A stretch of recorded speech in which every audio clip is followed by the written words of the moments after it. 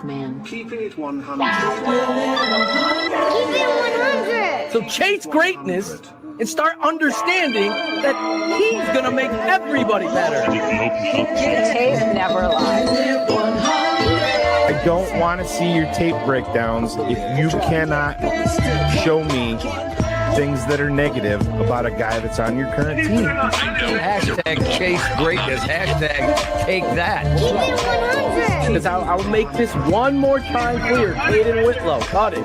Keeping it 100. He is the best quarterback I have ever scouted on tape. The Chicago Bears select.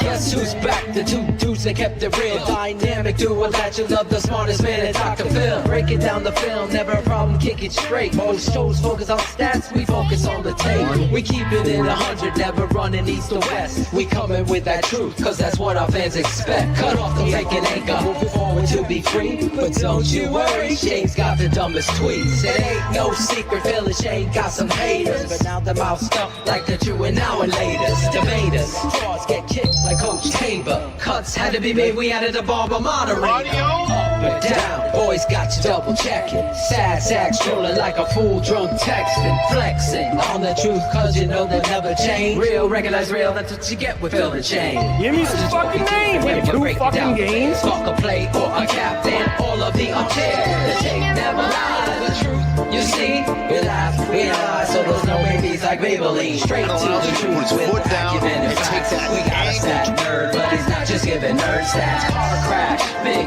impact like trip sack. Every Wednesday night you got the smartest man Phil back. Now we know you're smiling like a fat kid with fun dip. We're back better than ever and we're keeping it 100. Keep it 100. Draft Dr. Phil and the smartest man. Keeping it 100. Keeping it 100.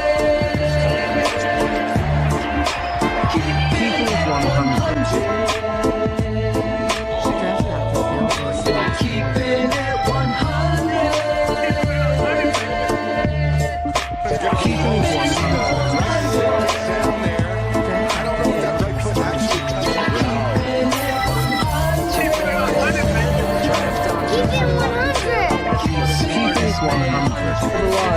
Yeah, exactly.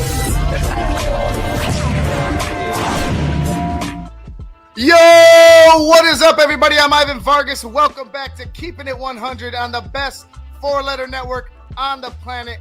The tape never lies. That's right, damn it. There are a couple people out there that deserve that. But before we get started, like, share, and subscribe to the Tape Never Lies Network. Become a patron today at www.thetapeneverlies.com. It's a full go for Friday. Bears, Chiefs. Everybody's going to be out there. The starters will go for both sides. Should be exciting. Hopefully the offense for the Bears and the defense continue to build on the momentum that they gained last couple games. So hopefully it's a positive going into coming out of Friday for the Bears and the offense. But anyway, let me go ahead and bring in the guys you came to see.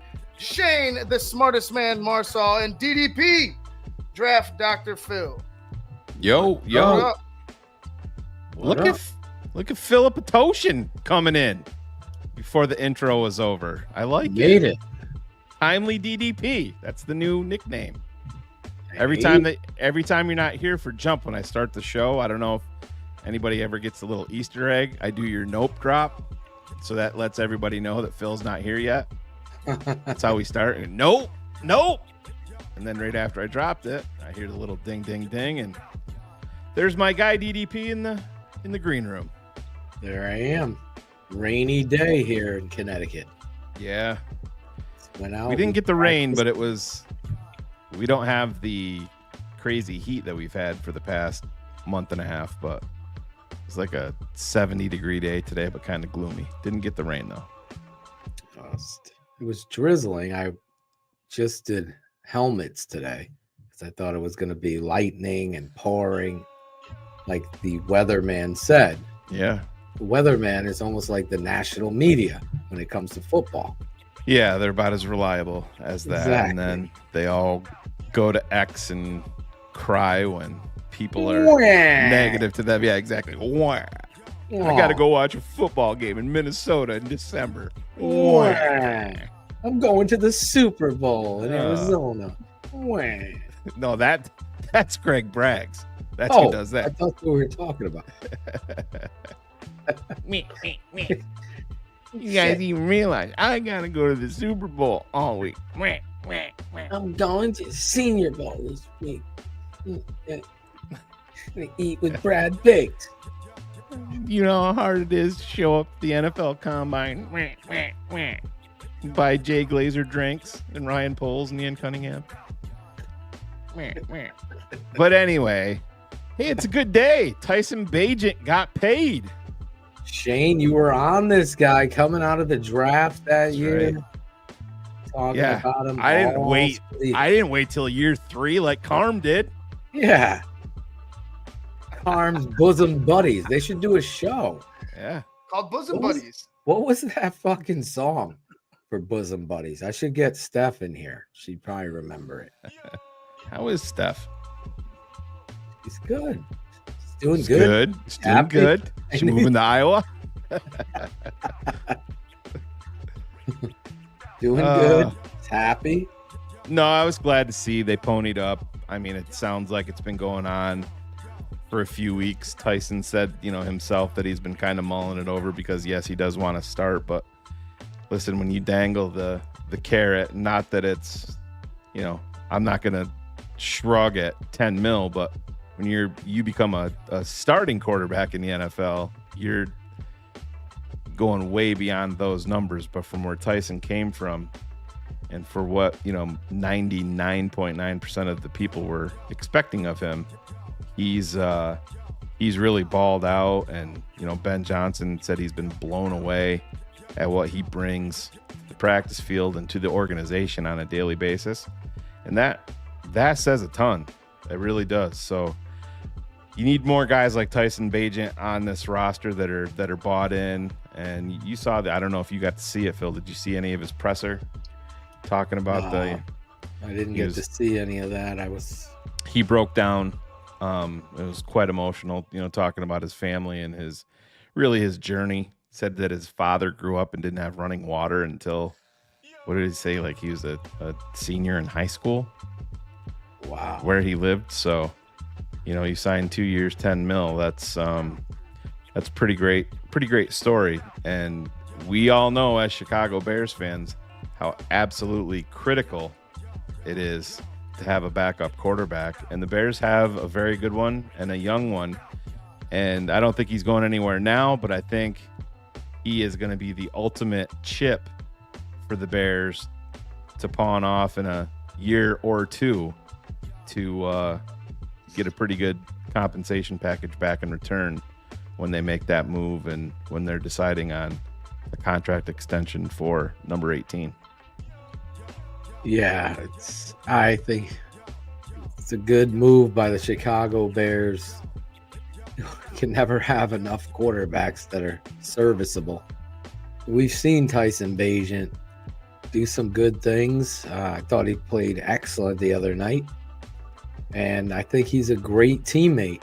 And his personality is the way you want your locker room to be. You don't want any divisiveness, and there's a different energy. I know we talked about it on After Dark, but it's very clear that Ben Johnson's personality is showcasing itself with this football team. When you have this kind of offensive mind and kind of the foundation of what it is you want to do offensively, it's important that you have quarterbacks that you trust. And obviously, he's passed the Ben Johnson test of what he could do as far as how he handles himself in the locker room, how he comes to work, how he, plays the game, and what he does as a quarterback. So I always believe competition breeds success. So when you have somebody that can go in there, step in there. I heard Ben talk about him, because obviously the media is setting that up to kind of be some sort of competition now. But Ben answered it perfectly. Yeah, he can be a starter. That's why we like him, because of his work ethic and everything he's done. He's far exceeded in my expectations. He was transparent in the fact that he just saw him from afar, really didn't know who he was prior. And now getting to know him, he's the kind of person you want. All the things that are positive, that's where you go. And it's good for Caleb because now you know that that's behind you in regards to someone who's competent that could push you further. He might try to fight for a starting job. That's how he should attack 100%. And that would, yeah. I mean, and Tyson's got that mentality. I mean, when you're coming from where he came from, and you talk about loyalty, he had some of the big dogs after him in college, but he wanted to stay loyal to where he came from because he wasn't involved too much in the NIL that was just kind of coming about, so he wasn't able to cash in, that way. But he had some of the big schools after him, and he didn't want to leave where he was because he made a commitment. But Phil, you're talking about Ben Johnson, and I think it would probably be a good spot here. I don't know if you've seen it, but they just released a Ben Johnson mic'd up. Really? And it's only about a little over 4 Does minutes. He swear? It just shows you how different his approach is from what we had, where Matt Eberflus was, with all the nicknames and a lot of the shit seemed forced and didn't seem natural. With Ben, you don't get that at all. You want me to cue it up? And it's a little over 4 minutes, but it's well worth the watch. To watch it? Yeah, it's from ChicagoBears.com. Oh. Brian Cox, first Bears quarterback they've re-signed. 2 multi-year deal since Jay Cutler.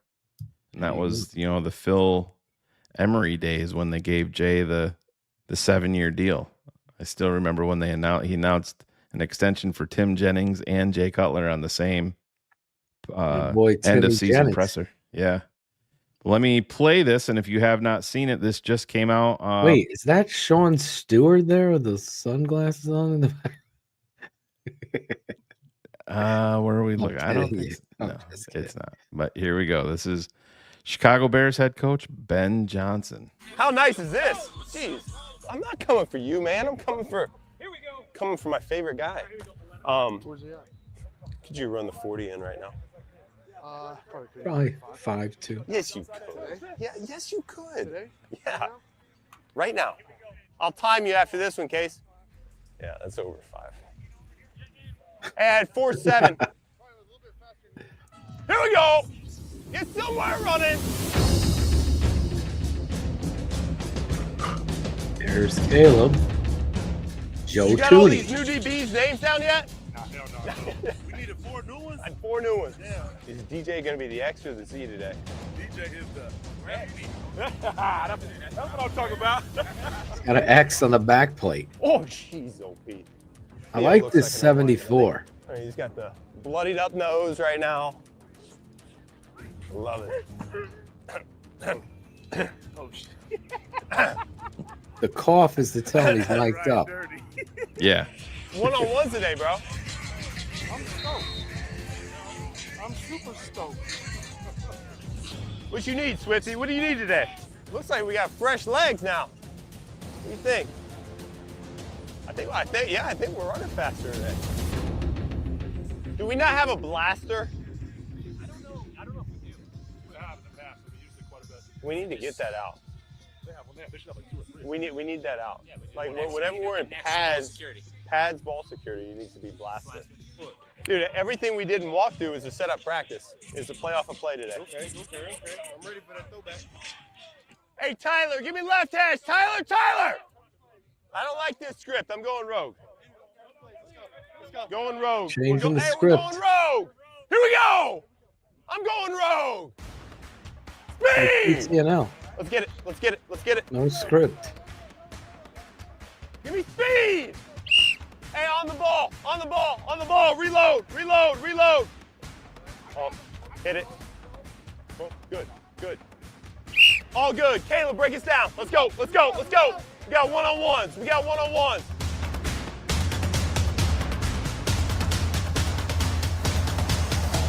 I got the stick ball. I got the stick ball. Ah, don't give up the inside. No chance for Punting. Must have been Braxton again. Yeah, that's what I was just gonna say. Hey, you better stay locked in. Yeah, live up to that fourth round billing, Tori. Please show me something. Is that the one? Is that Come the on, one, Tori. I was can't do it happy for again. Tori when we drafted. You know me. You know me better than anybody. I don't There think we he's go. lived up to There we his go. billing There we go. yet. And we got routes. Catch. Ah, good job, Byard. We can't let him inside. All right. Let's go. Come get a sack, Miles. We are live. Speed! But you're 100% right, and that's. I'm glad you feel that way. I feel the same way. So, last time we did it, the tight end was split out too wide, so I wanted to make sure that he was on the right hash. We'll be all right. We got a first. That's the best we've done backed up. So. Yeah. It was a good positive play to start. Domin! What up, 4-4? What up? You good? Yep. I was happy to see some leadership come out of the group, so it's good. This will be a good one for us. I'm excited. It's all unscripted, so. I'm assuming that last period was live.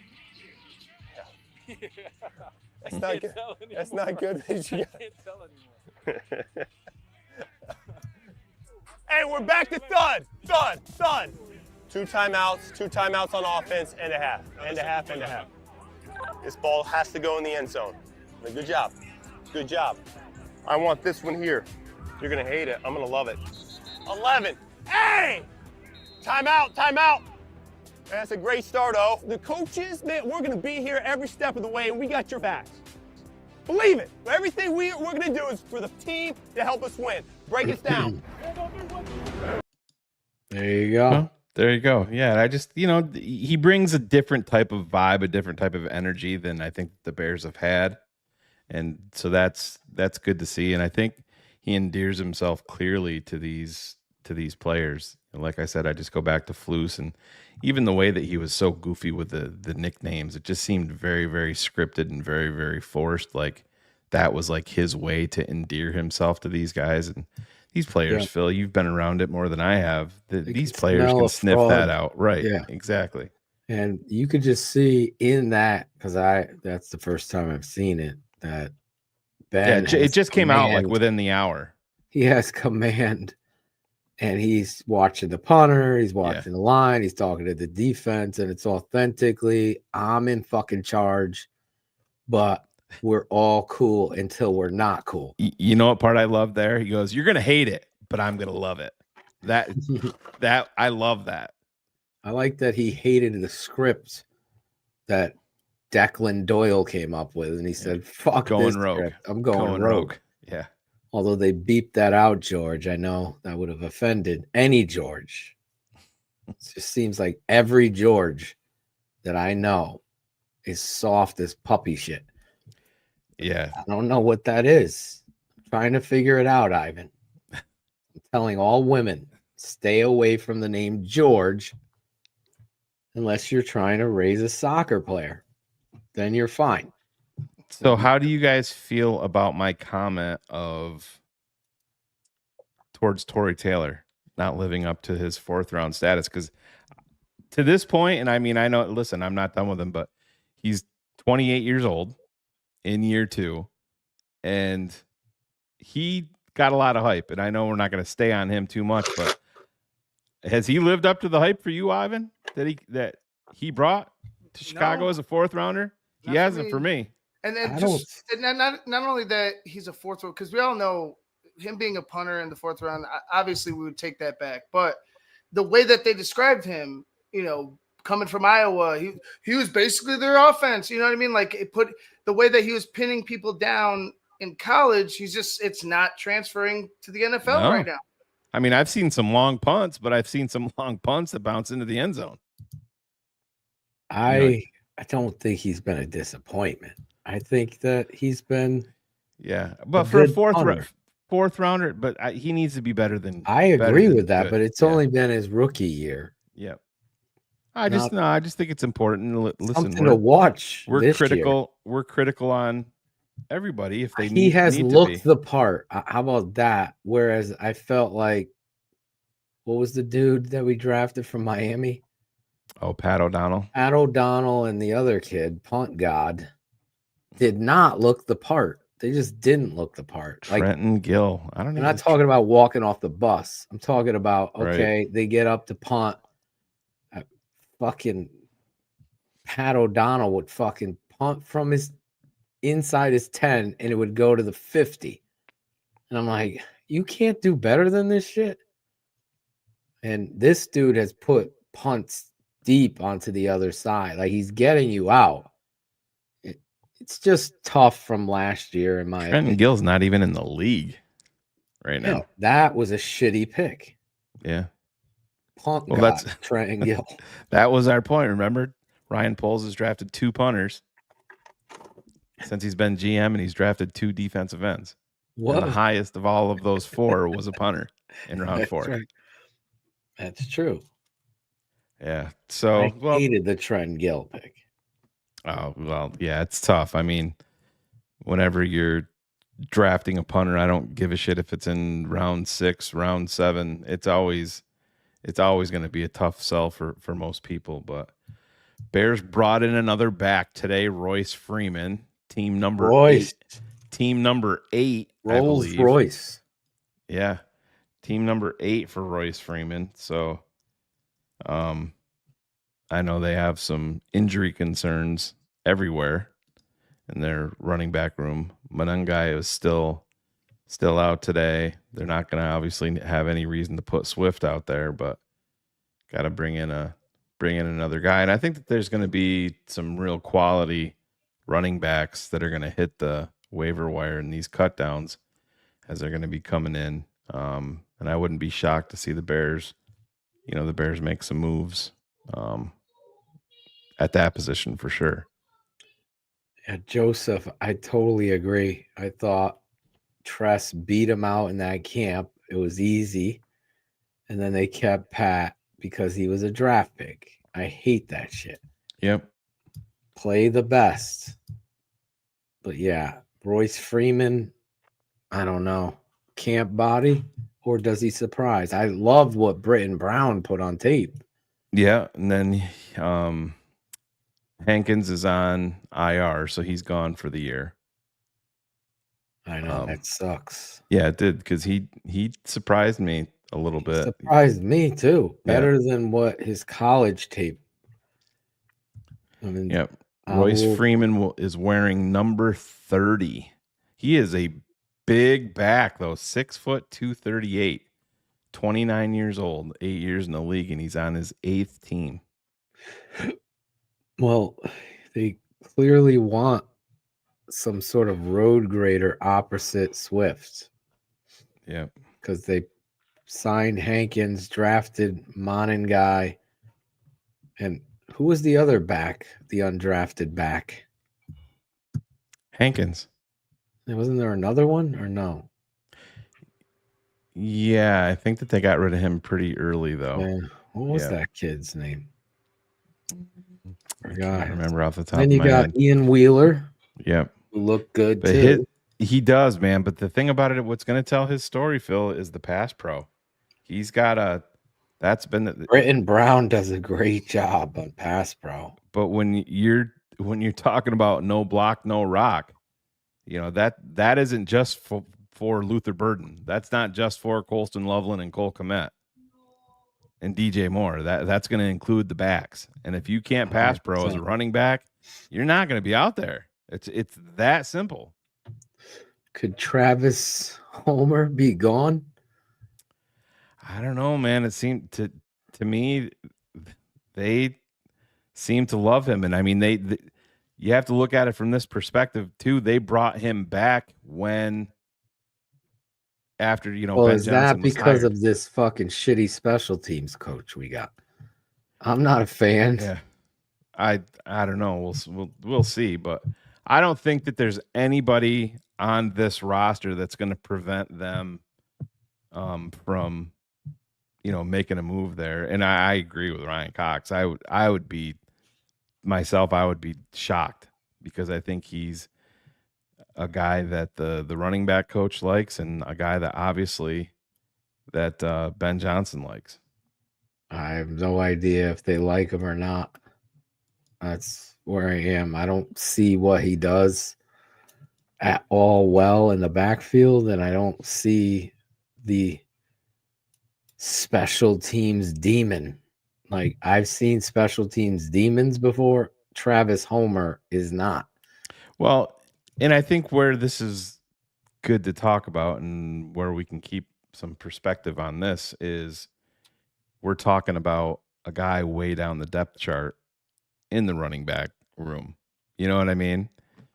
So that helps because Monangai, I don't think anything with him is serious, but that just shows you how much they believe in him. They want to make sure that he's 100% and ready to roll for Monday Night Football. Yeah, I love what I'm seeing of Monangai. And it's unfortunate, but it is what it is where he is. I don't know what his injury status is. Yeah, I don't believe they've said too awful much about it, but I know Brad Biggs reported that it wasn't, they didn't believe that it was anything too serious. He talked about Jalen Johnson's issue being calf related, but he's close to returning now at this point. I know me and you had a side discussion with Cap, who is and way against. I am 100% trading if Jalen Johnson for Trey Hendrickson. If you could get a big time pass rusher, third round pick. If you could get a big time pass rusher in here and involve Jalen, 100%, you trade a corner for a big time pass rusher every time. And I know Cap's biggest thing. He faced the positive commercial break, right? But Hoodie agrees with me. For the record, I know Hoodie might be watching, but there's another interesting plot out there too. Is when Adam Schefter comes out and says that he feels like, Jesus, Micah Parsons and the Dallas Cowboys are headed towards divorce. That came from Adam Schefter. Yeah, I heard that. But he kind of alluded to next year. Yeah, well, we'll see.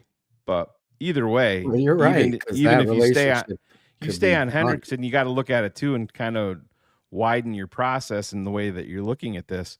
If you were to break down roster construction under Ryan Poles, he has done best in the secondary.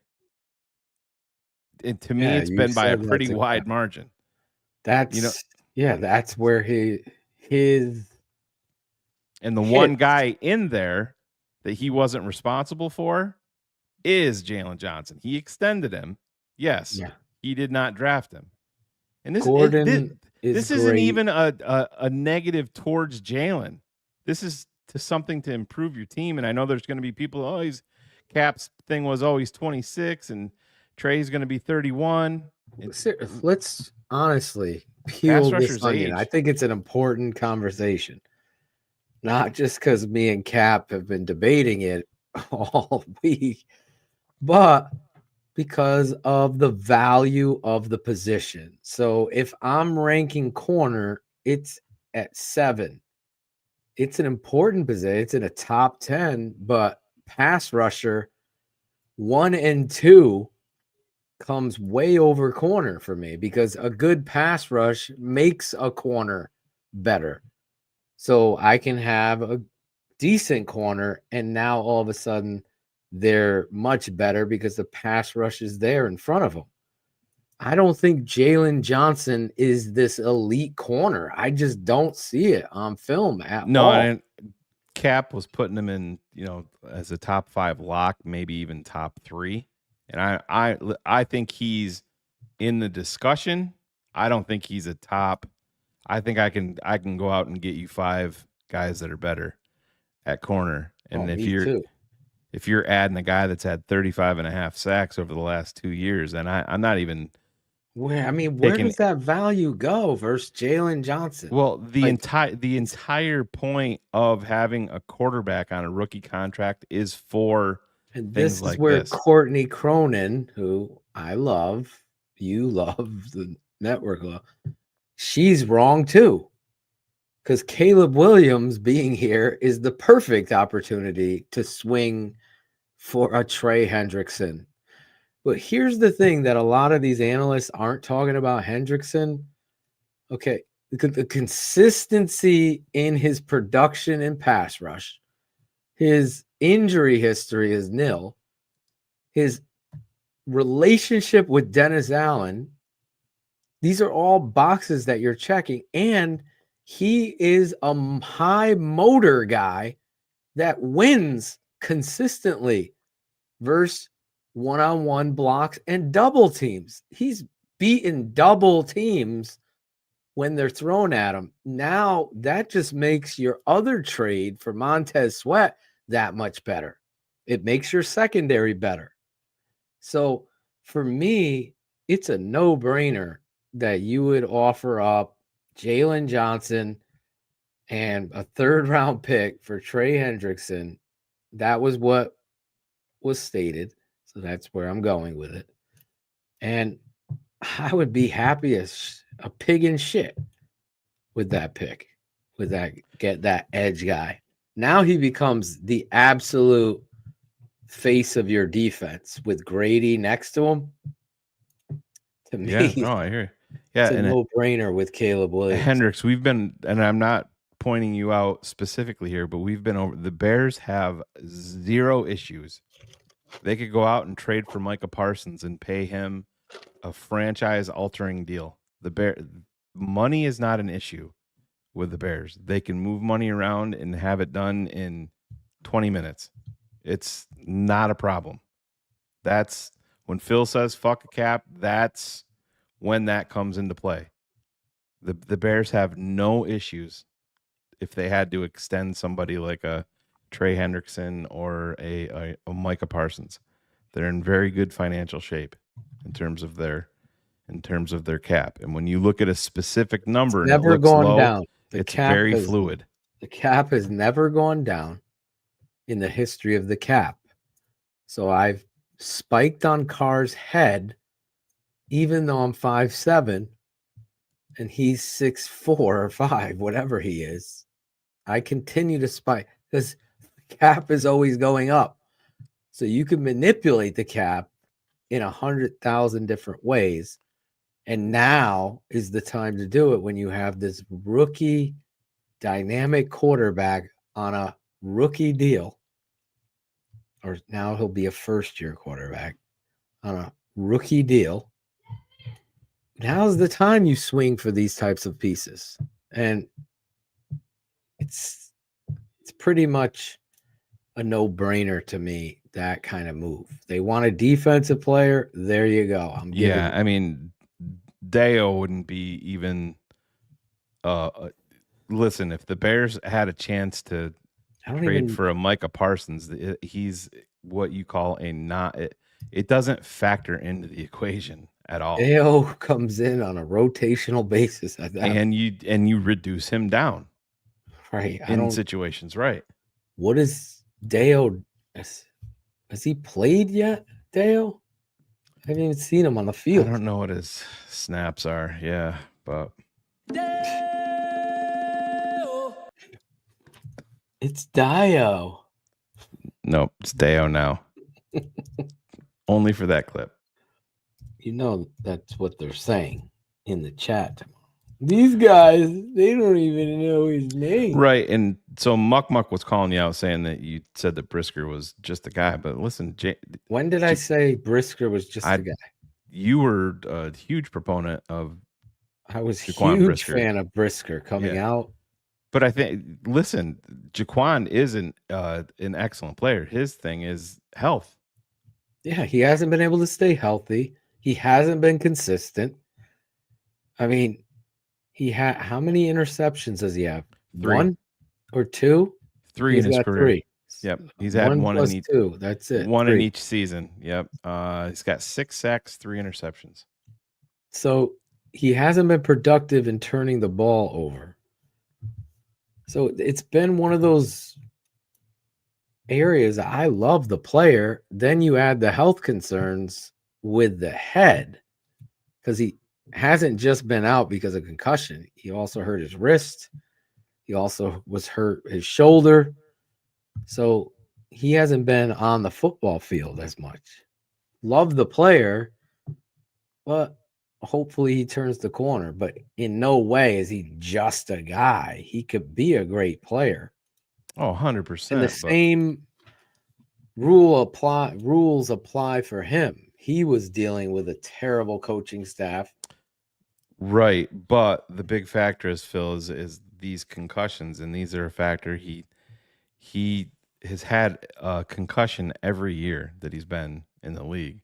And this one last year, he only played 5 games. I mean, I believe it was the Carolina game where he got dinged and just didn't come back. And listen, when you're putting money into a guy like that, and he's going to, for his own sake, he's going to go out there and try to stay on the field as much as possible this year, because he wants the money that Kyler Gordon got. Yeah, I just don't. He hasn't been able to do it. I don't think he's elite. I wouldn't say he's just not a elite. guy. Yeah. I would say he's been good to average.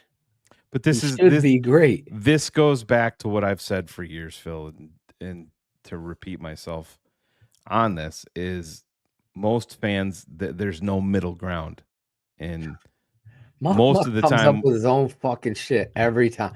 I don't even know who Muck the General is. Yeah, I don't know, but it's come on, bro. If you're gonna quote, they can be somebody's favorite player, but there's all these players fall into the middle ground that nobody ever wants to realize.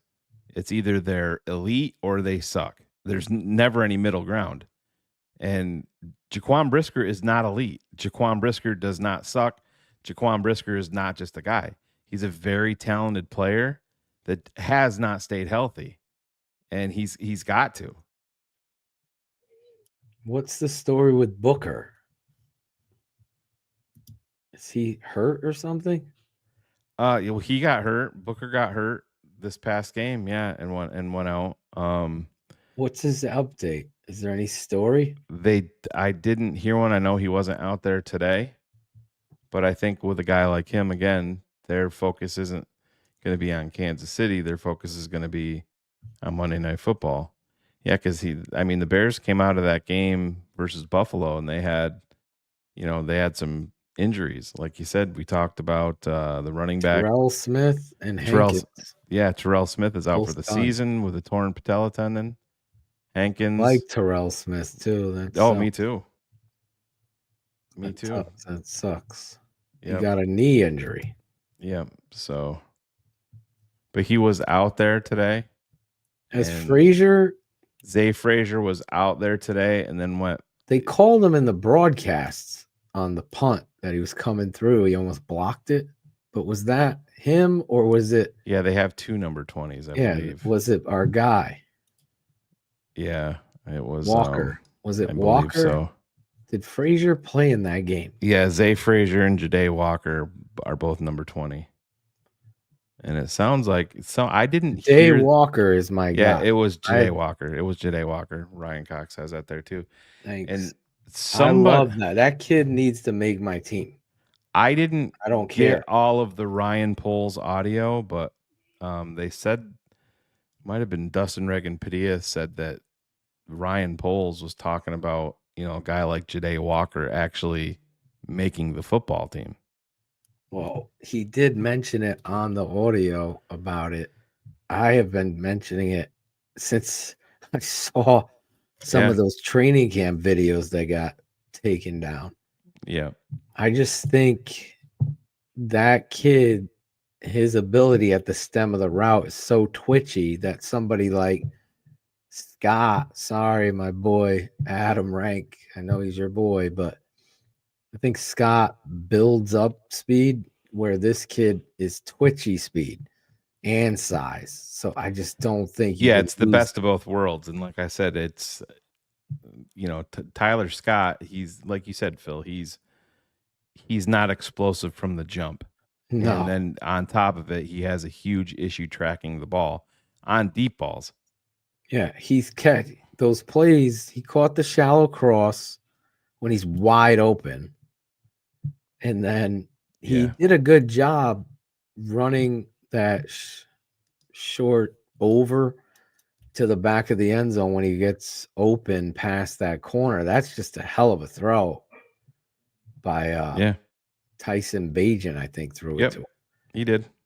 That was a hell of a throw to Scott. But again, Walker all day, it has been impressive.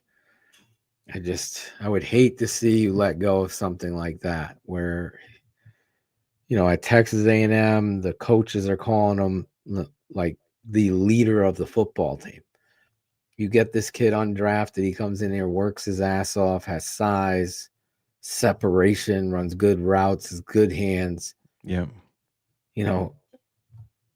The other guys, Alexander, Toure, they have some ability. Those are practice squad guys. Right. And those are guys that you're going to have practice squad eligibility, and you're not going to be worried about somebody. I mean, if I'm running a team and I see a guy like Ja'Day Walker that's available with that upside, and if you want to bring him in as your fifth wide receiver that's got upside, totally agree. And this is a Bears. I mean, you have depth, Shane. Well, this is what we talked about, Phil. You see it everywhere. I mean, Dunze. You have Austin Booker and Dominique Robinson go down with injuries both, and I don't want to say that you're healthy, but you still have your guys that are paid there. Running back, yes, DeAndre Swift hasn't played and stuff like that, but you see depth everywhere. Caleb, and now you have Tyson Bagent. Look at how the wide receiver core is revamped. Look at the tight ends. That's another, you want to talk about another young name in there in terms of trade, is Cole Kmet would have value to somebody if they wanted, a tight end. And then that would actually give the Bears financial relief. I don't think that the Bears are in the business of moving him right now, but the Bears have a lot of talent beyond Loveland and Kmet in the tight end roster. Yeah, I like what they have at tight end there. You could make a trade with Cole Kmet. Yeah, I don't think that if you're willing to do that. I'm just saying. Yeah, I like the two personnel with the two of them. Stevens, I like a lot. Smythe has dropped 2 balls on my account. Yeah, and he's got I think he's more so in here because of what, he's familiar with Ben Johnson and what Ben Johnson's expectations are of the position. So, because they were together in Miami. Well, even, I know you're jumping to tight end, but looking at the wide receiver room, I mean, I know I was hyped about Oz. Oh, yeah. I know Cars was, I think you were as well. Yeah. Just knowing that this kind of guy is going to be inside running these routes and he's fearless.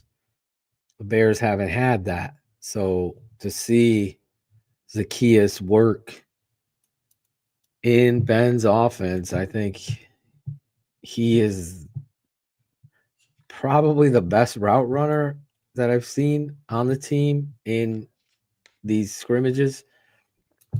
And that's saying something because DJ, he can run routes. But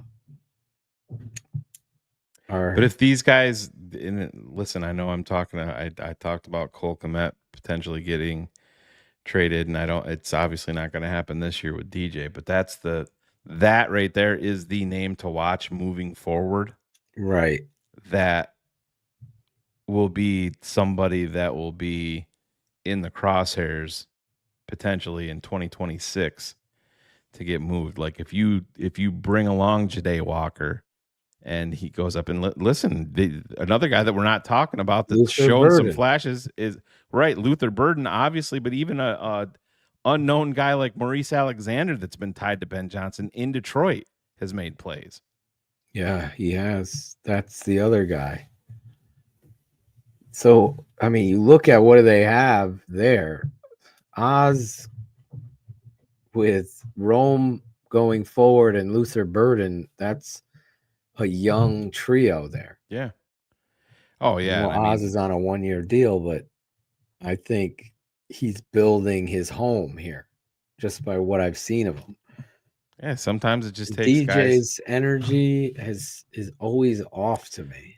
Well, I think last year, I mean, I don't want to give him a complete pass, but I will give him somewhat of a pass just because of the environment. But at the same time, you also signed the extension to stay here. I think this year DJ realizes the expectations from Ben, and I think he realizes that Luther Burden was brought in as a second-round draft pick and is showing signs not just of life, but signs of holy shit, if he stays healthy. Mm-hmm. And where have you seen DJ? You've seen DJ moved all around. You've seen DJ more in the backfield even. So that's just something to monitor moving forward. Yeah, he signed that extension. It's for what, 4 years? Yeah, it was a 4-year extension, but so he would have been here for the next 6. Yeah. So next year he becomes, I mean, unless there's a trade to be made, injury to be had, and another team's coming in offering you something hypothetical, you don't know. But if it's something that's going to help your football team, then you do it, in my opinion, based on what you have here. Right. And Colin, you gotta. It's easy just to throw names out there. You have to look at roster constructions. I mean, why is Cincinnati trading for a wide receiver? Exactly. They just traded. They paid Chase. They just paid Higgins. They drafted a couple guys, and it's just they're not going to bring in another high money wide receiver, nor could they. Yeah, stepping up. But there. Phil, so we've started the new segment here where we're bringing in patrons every week, and they're going to have I've kept them in the background a little bit longer than we had originally planned. But our guy Jack Kane, TTNL patron for a while now. Jack Kane. Related to Joe Kane or no? Probably or Big Daddy Kane. Yeah, I think so. They look just they look just alike for sure. But Big Daddy. Bring him out, and just before I bring him out, what they do is the patrons all get together. They come up with some questions that they want Phil and I to answer, or things that they're wondering about, or it could be with the roster, with the organization, with TTNL, with Phil, with myself, anybody. We've always been very honest and open here at TTNL, probably to a fault with some people, but guess what? We ain't changing. So let me bring out my guy, Jack. What's up, man? Jack Welcome to Kane. TTNL. Thank you for having me. Sounds a little timid. A little timid in his nervous. voice. He's brand new bedspread. Yeah. Look at this guy.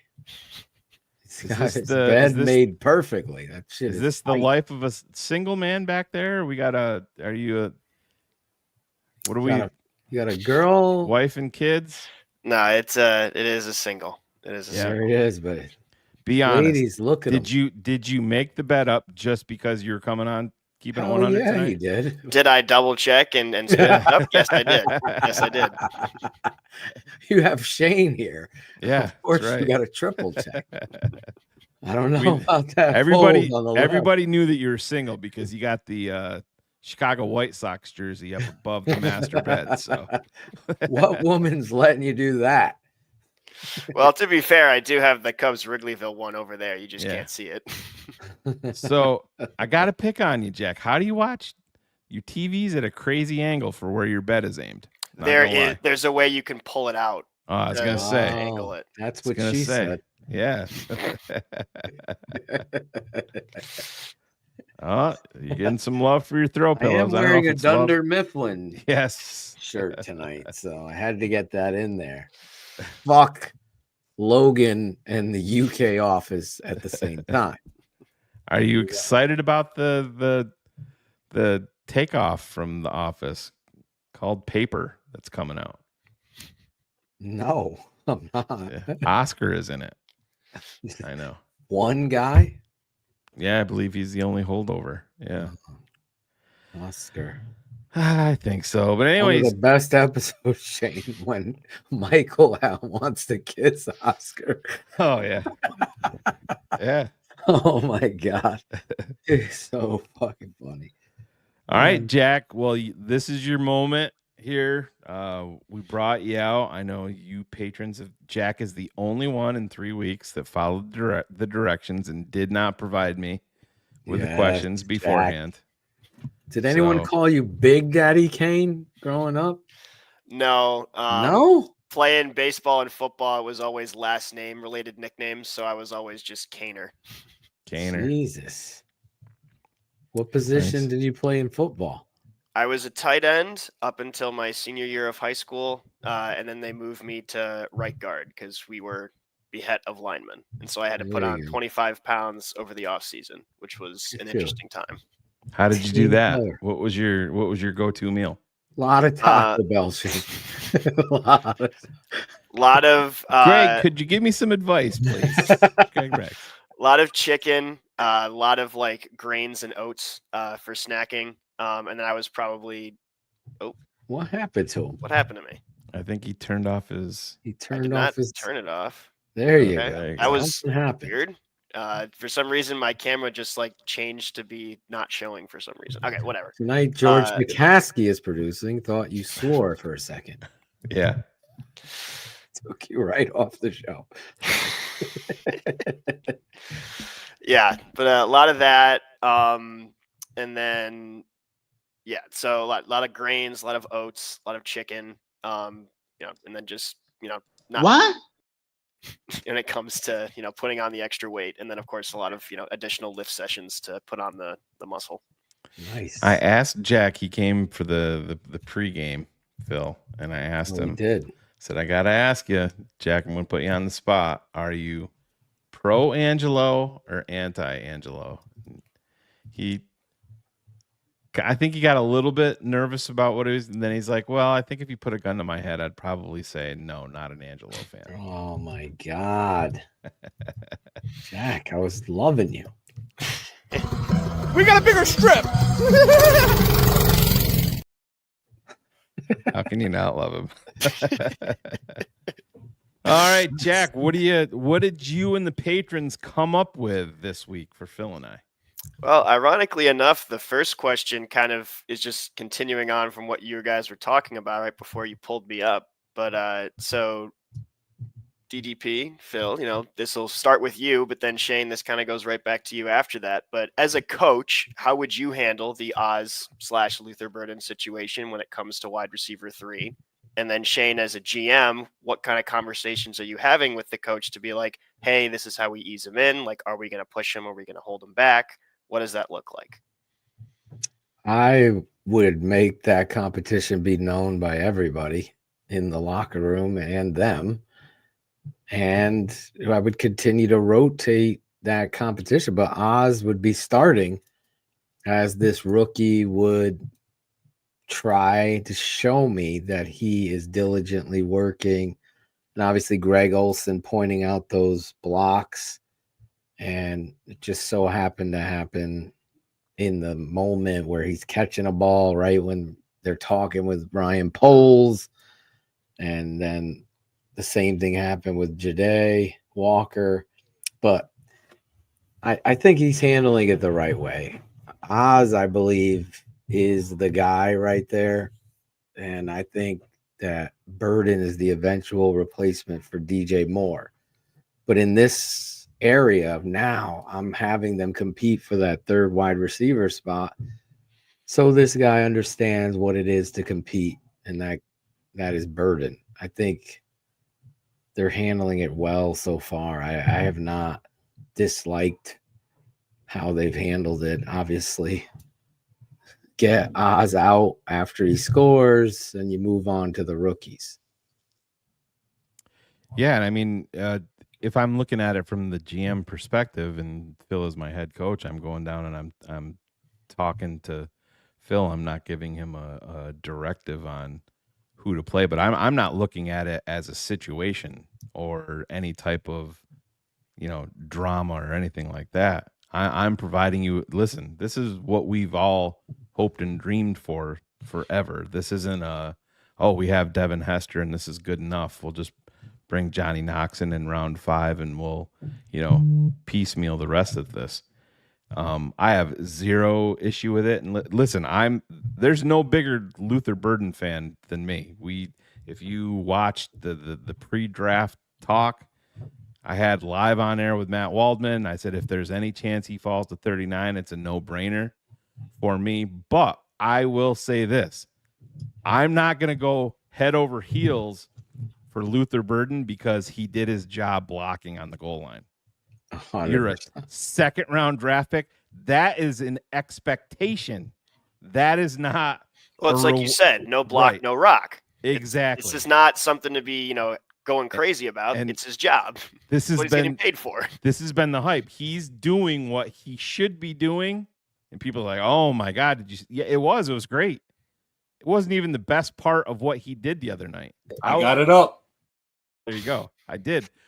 When he caught that one pass and then beat the defender and got like another 9, 10, 11 yards, that is what you don't see from Chicago. DJ Moore brings you some of that, but that got me really excited seeing Luther Burden. He's a different type of explosiveness than the Bears have on this roster. He's got a little more size than Olamide Zaccheaus has, but myself, I'm not looking at it as any type of a situation. And again, if I'm talking to Phil about it, I'm giving him my thoughts on it, but you're also turning it over to I hired the head coach to coach and to put the guys out there. So you got to kind of let him handle it. I'm providing him the meal. Phil's just got to make it. Hey! Good job! Thank you, Greg. He always gets excited when there's tacos involved. Yeah. One thing I wasn't even thinking about, I think, until you guys just brought it up, but I think, Phil, you called it right. I think it's really going to be interesting to see like what the Oz situation looks like and develops going into next year, because he does have just the 1 year on his deal. Like, do we bring him back? Because like his whole career has been more or less he goes somewhere for like a year and then gets shipped off because people have been like, oh, well, we can replace him with someone else. So it's like, if you see him get extended here, yeah, I would be concerned if you're a DJ Moore fan.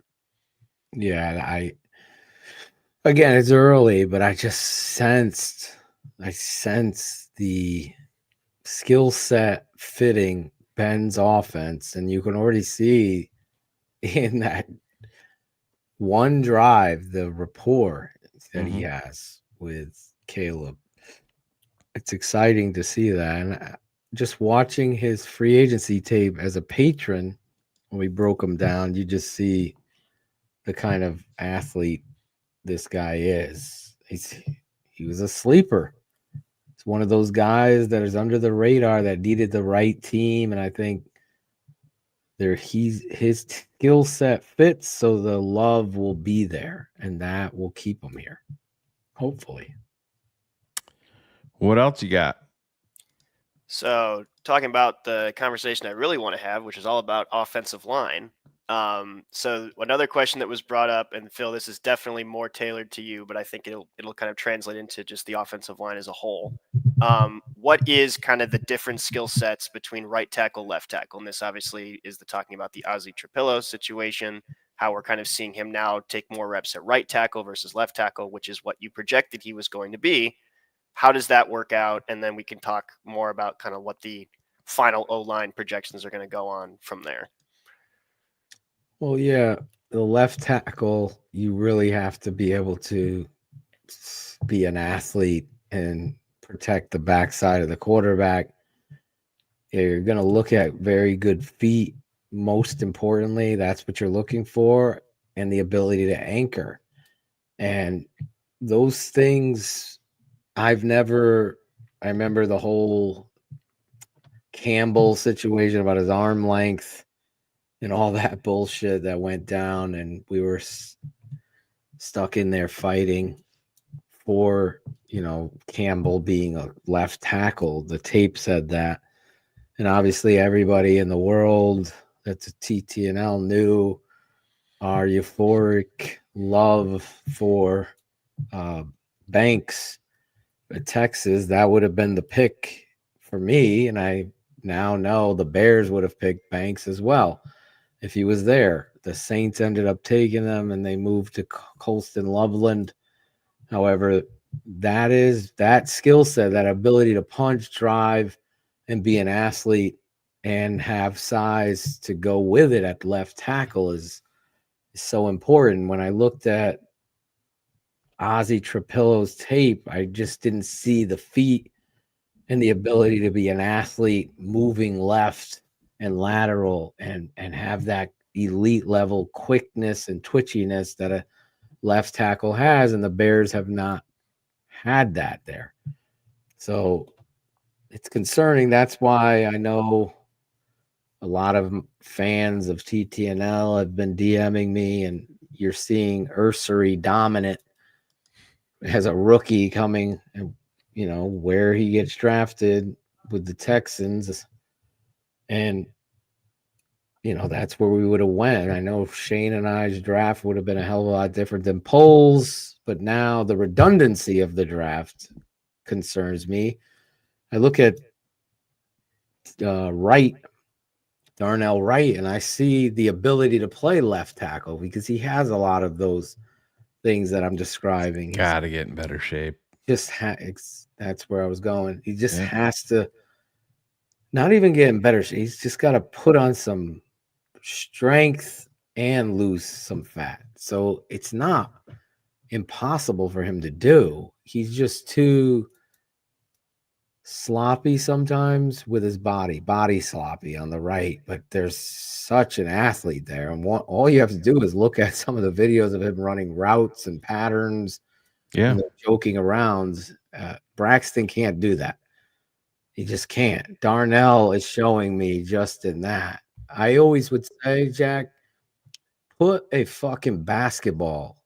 I would take my lineman and bring him and let's play some basketball. And then I'd find out who can play left tackle, who can't play left tackle, just how their athleticism is on the basketball court. And Darnell has the athleticism 100% to play left tackle. Will they do that? I don't know. Because Trapillo, he is what we said he is. He's a right tackle. He's not athletic enough to play Some left. people from CHGO were almost having an orgasm live on air. We won't name names, but Breaking news. The tape never lies. Network breaking news.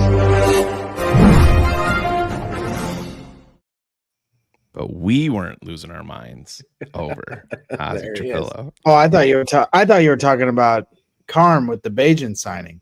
Oh, yeah, I know. Tyson's going to be able to afford rent now. Yeah. So I'll tell you what, I was wrong about Ozzy Trapillo, but you know, hey, trust the masters, Craig. You never do it. Every year. I didn't see anything wrong with what he was doing. I'm going to listen to you. There was nothing wrong with what he was doing, Greg. He's never been a left tackle at the NFL level, ever. Well, I'm not willing. I'm still not going to throw the book out at that possibility. Maybe he's just not ready for go over there. Yeah, and try to put sustainable. He's not going to be your. I still think he's your best. I mean, I would still argue that he could have been your best option at left tackle, but I'll trust the coaches. I didn't see anything that was overwhelmingly bad the first few weeks at camp. Now, I don't know what I'm looking at either. I'll fully admit that. I think they wanted something else, and again, Ryan Poles got worked on draft day, much like he did on not even a question. Day 3. Yeah. Things did not fall the way that he wanted. I think that we know what direction they wanted to go in.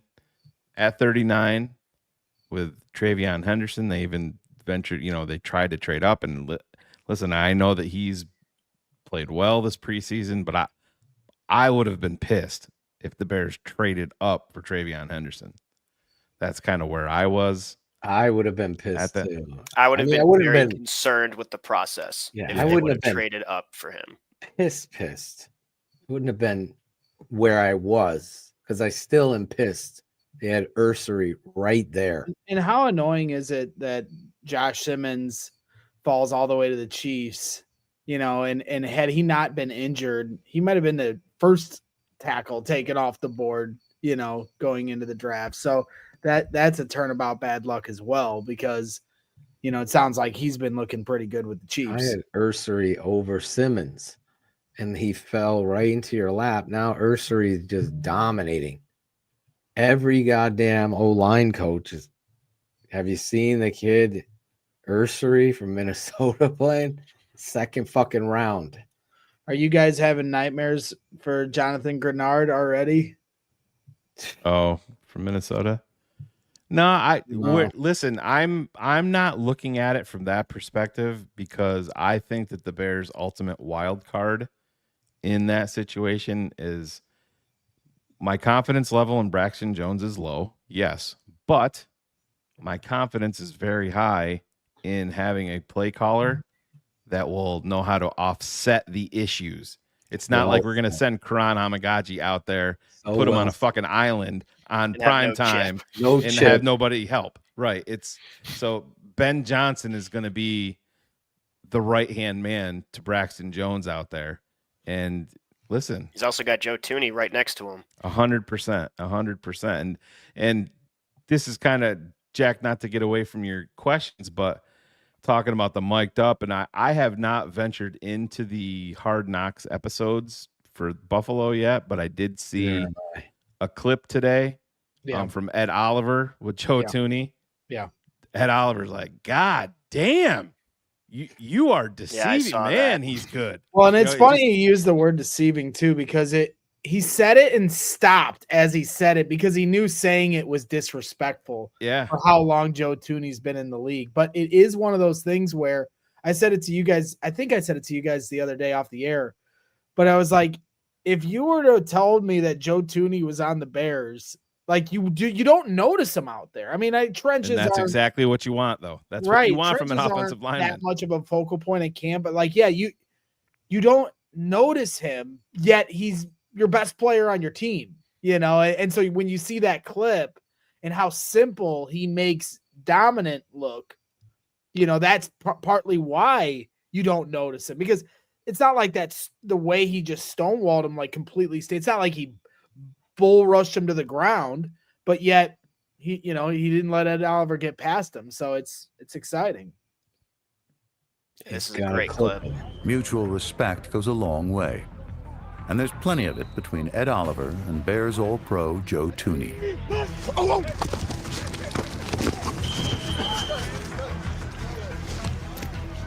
Damn. They're good, bro. That motherfucker's good, man.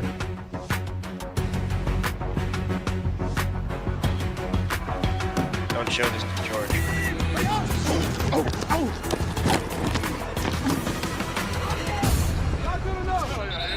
Bro, you are so deceptively. Bro, what the Yeah, and that's that. And listen, you see the he doesn't look the part. No, he does not look the part. Me as an athlete. He looks. What he's saying. He's the consummate pro, and you look at him. He finishes his rep. He puts his head down, and he walks back up to line up again. He's one of those silent fucking assassins that's not going to say a whole lot, but he's going to go out there and fucking. Those are the guys that drive you fucking crazy. The guys that don't look the part, and you cannot do a fucking thing about it. Yeah, he's not. And that's who a Joe Thuney is. talker. He's a technician who brings his lunch to work and does his job and does it fucking well. He's who you call when there's a big issue with the bricks. You don't fucking fuck around. Just get Thuney. What does he think we got to do here? Jack, what else do you got? So this kind of now we're talking about Joe Tooney, but Can I also overall, say that Jack looks like his room screams serial killer, doesn't it? what, like our Greg. new head coach with his evil Greg. look when we're up 28-0 It's super clean. Like the bed is made like he's in the army. It's like Yes. he already admitted that went through this. he admitted He's a that he single man. made sure that shit was tight because he was coming on the show. Duval. He deflated the blow just- up dolls and Yeah, everything. it just screamed Dexter. Like he could clean up a There's some murder scene. plastic You never wrap know. under the bed, Greg. Yeah, is yeah, what yeah. you're- there's What's- some skeletons in the closet somewhere. Did he? Let's be honest. Did he dust the top of the dresser and then? Oh, that no, that's reshape his been there hats? that's been there like that for weeks. There you go. He's We did got- come to the conclusion that he's a single guy though, because he's got a White Sox jersey hanging up above the. At least it's The master framed, bed. and it's not like you see a lot of kids. They got the jersey hanging with the hanger on Yeah. it. Oh yeah. I have a Call that twin the of Chris the 'cause that's Gonzalez. outside City Connect. I have the Cubs Wrigleyville one that you can't see it, but it's on the other side of my bed. We do have breaking news with Greg Brett. Fuck you, Bullets. Though, by the way, that we can. I got a text message last evening Yes. concerning Gregory Braggs from a TTNL Network patron. Oh, One Christopher Gonzalez wanting to know why Oh. Greg Braggs. I got he's calling Braggs everybody. He's going blocked through the him. Rolodex. I got a call from Justin this morning. He's like, "What? Why are you mad at Chris? But Gonzo's calling me. Says you won't talk to him. Fuck What you, you Gonzo." cut him off? He goes. He The texted. hangers did it for you, Greg. He said he blocked me, and I said, "Where did he block you?" And he's like, "Everywhere, even on Instagram." Greg doesn't block anybody. He's like Charles Leno. Quit crying, Gonzo. Gonzalez misses you, bro. How funny is it that I brought talking his name up? I had Not no talking idea about this it now. story. Can we work it out? No. I gotta see if the Cubs make the playoffs first. If they don't, I'm not talking to him again. Great. He drove Barb's car when I was in Chicago. Gonzo did. Didn't he park it? He did. I have that video someplace. Now, He am had, I to going move to the, see he had this? to move the seat up a lot. Do I get a special tour of the CHGO studios, Greg, when I come? Of course. Didn't you already go to it? No, I wasn't there. Shane was there. Well, you know what? One of these days, you guys will actually come together. Come together Right now. right now Over me. over me. Well, I just wanted to. You guys played the video of me, and I'm just like, at what point do I get some residuals for this? This is bullshit. Like, How many Well, Greg listen, Bragg drops do we have, Shane? Well, How many come do you on. think we He's have? getting Does that. not consider it an honor to be. He's getting that Exactly. CHGO money now, so he doesn't need Yeah, any. he should He's going to residual own the also. Brewers soon. He's getting the CHGO money. So He's gonna own the Brewers. yeah, He might. well, I didn't mean to break up your segment, Jack. No, you're good. You're good. I gotta jump out, but I might jump back in here a little bit. But I gotta make a call. But I just wanted to call and. Oh, Good to you're see calling. you. But I'll tell you this much, Shane. The more I open my mouth, the more I realize just how dumb I am. Right. But I might come back. I might not. Regardless, nice meeting you. Jim.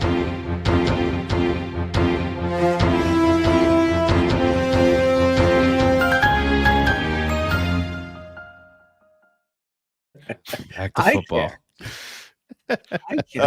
All right. So Back before to we football. were interrupted, so next question, talking about Joe Tooney, talking about the offensive line. Giving big fingers in the back.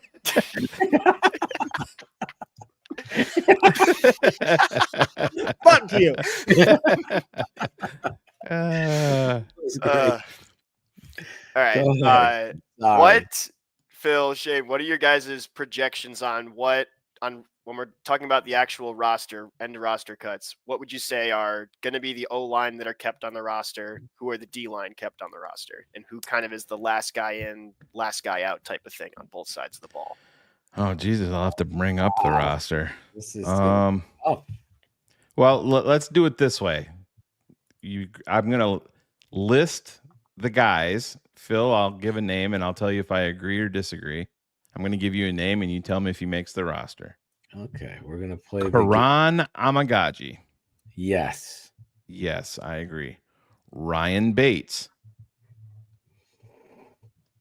I say yes. I think you he's have the to because he's primary the next backup center, at right? center. Yeah. Yeah. I'll go yes. Theo Benedict. Yes. Yes. Yes. Obviously, Drew Dahlman. We don't need to go there. Chris Glazer. Practice No. squad. Yep, I agree. No. Jonah Jackson's making it. Yes. Braxton Jones making it. Doug Kramer. No. Cut. Yeah, I think that's a practice squad. I know Phil likes this guy. I think like this guy. Jordan McFadden. I say 74. yes. He's gonna make the team. I would take Newman before him, but I Newman can see is making the team. Yeah. Yeah, but I would take Newman before him. But if there's room for him, yeah, I would say yes. Joshua Miles. No. No. Bill Murray. Oh my God. That's a really tough one, but I think I take Newman over Murray. Oh yeah. Newman is definitely. Newman's a roster lock in my I book. believe he's Yeah. a lock. Yeah. But I am gonna. How many linemen? I think we're at 8 right now. So and that doesn't count Trapillo and Tooney, right? yeah, so it's like that's 10. So Yeah. So yeah, you got Trapillo and Tooney. I haven't even mentioned Darnell Wright. So that's 11. So Nice. yeah, you definitely can't keep him. yeah, you're not keeping And McFadden might also get cut McFadden, depending on how the yeah, numbers go can't down. make it in these numbers. right. I gotta Right. keep Bill Murray over McFadden. Okay. Luke Newman is a lock. Stromberg is gone. Tooney, Practice yes. Ozzy, yes. Darnell, yes. Okay. So Ryan Bates in my list would be cut and try to sign him to the practice squad because I believe Newman could play center. Yeah, I didn't even think about that. But it's like, do you really want a rookie center who Right. hasn't played a lot of center as your backup? Like again, I agree with you, Phil, from a talent perspective, but looking at the actual positions, I think that's where it gets hard. Yeah, I don't think that I think they think enough of Bates to keep him as the primary backup at center, and that in turn pushes Stromberg and Kramer off the roster. You're probably right. So how many was that? So here, so Braxton, Ozzy, Darnell, Karan, Theo. That's like your tackles, essentially, right? There's 5. Yep. And then Bates and Dahlman is your centers. That's Yep. 7. And then Bates can technically also be a backup guard. Mhm. And then Yeah, that Tooney, versus Newman, Jonah. That's 10. Yep. That's good. Did you even say Darnell Wright? I did say Yeah, Darnell. he did. Yeah, He he was was in number the 5. initial 5. Okay. Yeah. So there you go. I Yep. think we got the O line together. Yeah. And I have like no issues McFadden, with so we any gotta of those sign him guys. on the practice squad. Yeah, I would agree. Same with Bill Murray. If you can keep Bill Murray, and I think, and actually, Bill Murray's a situation where I don't think someone's going to take Bill Murray, but he's a good, he's I a good like guy to have Bill on the Murray a practice lot. Yeah. This is a good. Dan, Wow. I think you would lose both on day one. Definitely lose Newman and Yeah. probably Amagaji too. Oh, You're you listen. definitely losing Amagaji. Yeah. Amagaji's ceiling, he's better than Braxton. He's raw 100%. Do you see the fucking down block? Yeah. He just fucking pancakes the fuck. I mean, we haven't seen that from a left tackle. He fucking destroys. Yeah, we just talked about 74 McFadden. I don't I see love him.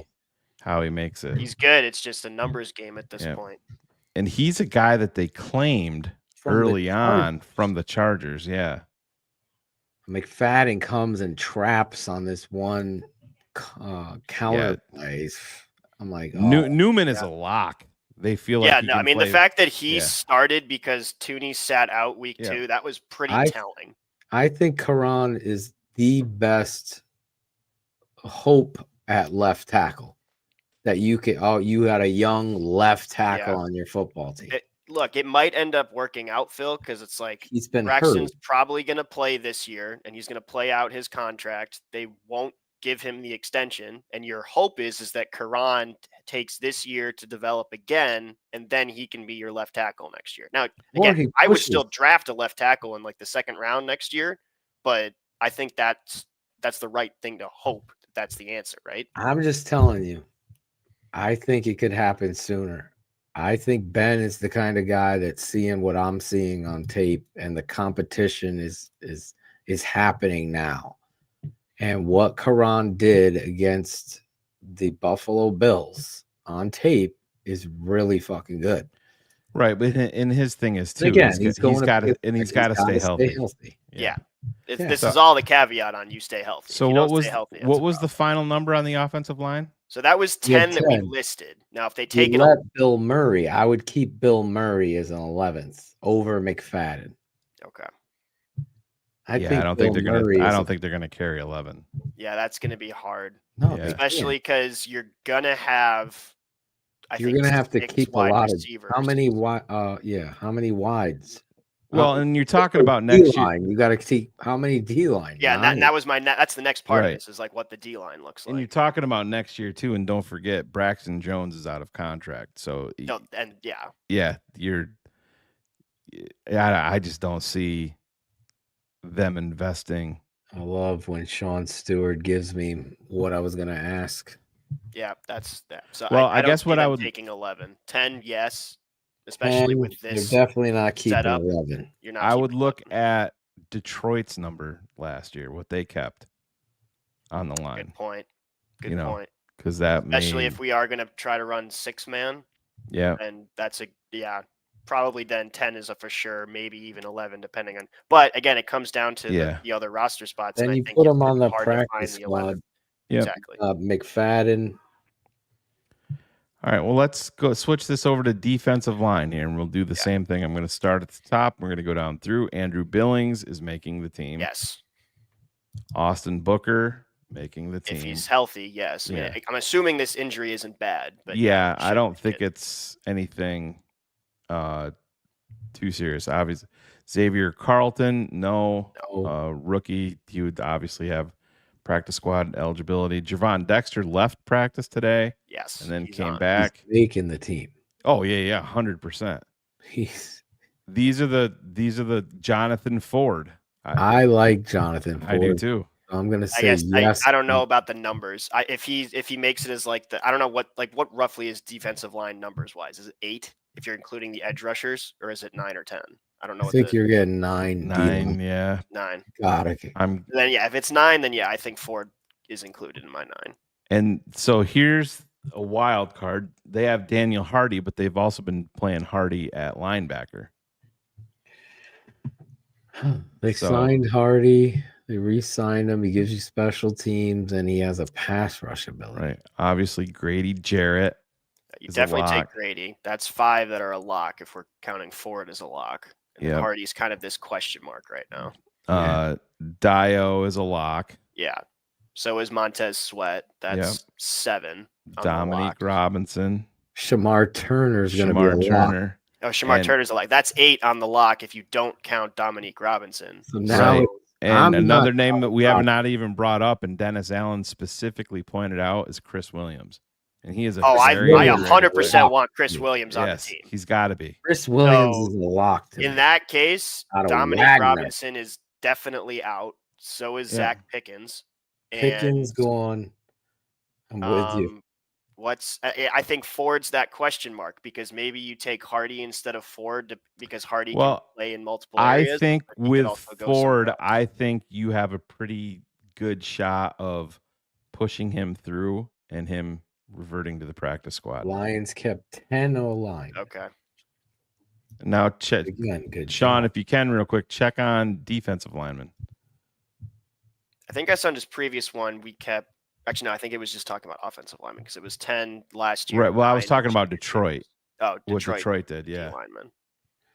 So, but this is the thing, Mac. So you're saying D-Rob's going to make the team, but who are you cutting? I don't think he's making the team.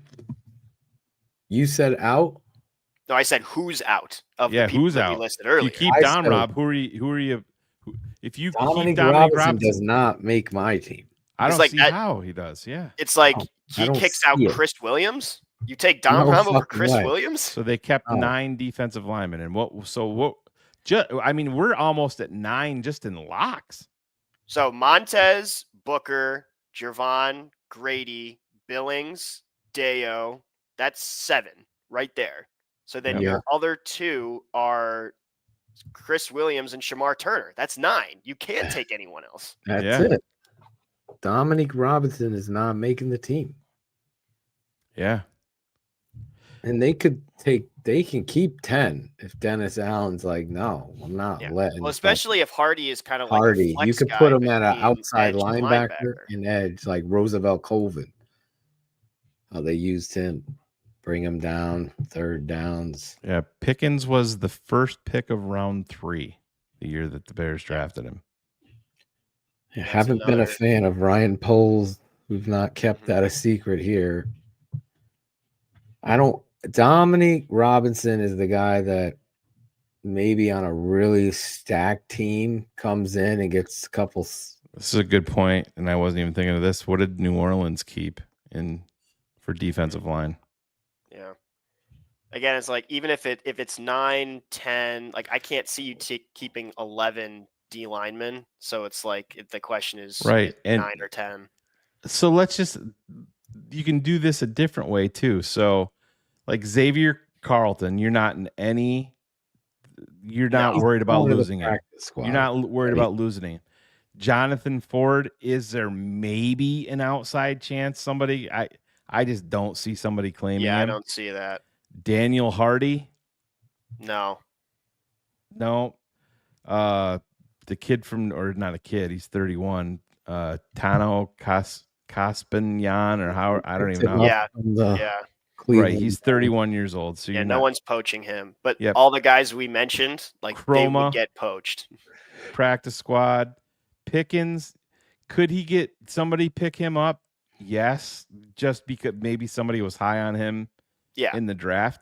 I would not be against giving Pickens his fucking wake-up call and putting him back on the practice squad and saying, hey, listen, I would 100% put him on the practice I don't squad. give a fuck. Just because you're a third-round pick, there's no guarantees for you. Well, especially again, I will every day of the week take Chris Williams over Zach Pickens from what I've seen from him all day long. And if you're gonna bag on Ryan Poles for Zach Pickens, you also have to give him credit at Chris Williams for trading for Chris Williams. Saints kept 5 DNs and 5 defensive tackles. That's 10 by my count. Yeah. So if there is 10 and maybe 10. someone sneaks in, but we basically said there's 9 who are locks. So it's like, okay, maybe Dom Rob gets in if they keep 10, or maybe Jonathan Ford gets in if you take 10, or maybe Zach Pickens gets in if you take 10. But and then you're looking at all right, let's play this game then. Let's just expand on this. So for interior, and this is what's critical. Dio is going to be a guy that's reduced down, so he's not just going to play on the outside. Yeah, so he can play inside. He's giving you 2 pieces there.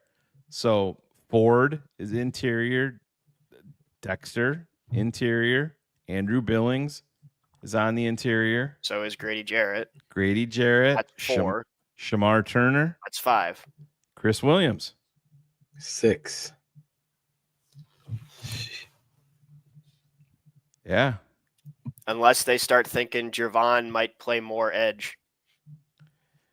I don't see it. Boy, oh boy. I would want to see him out. I mean, if that was your plan, I think it's a mistake not putting him out there more. No, I agree. Because preseason, now that I'm thinking about this, I mean, of the guys we just mentioned who are locks, the only edge that we have is Sweat, Booker, and Deo. That's it. Yeah. All the more reason, which again, as you guys were talking about earlier, when I was waiting in the gut, I would 100% trade Jalen Johnson for Trey Hendrickson tomorrow. Because again, Shane, like you said, we're pretty deep at DB. And again, a better pass rush, you can sacrifice really good DBs if you have a better pass rush. We really haven't even seen Shamar Turner.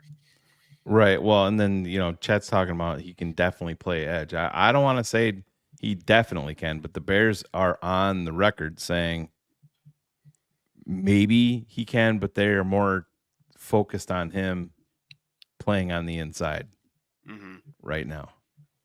But yeah, no, now that we've Sid, I think mentioned you that mean, up. Oh, go ahead, Phil. Keith Traylor and Ted Washington, not Philip Daniels. Those were the two giants in the defensive tackle area.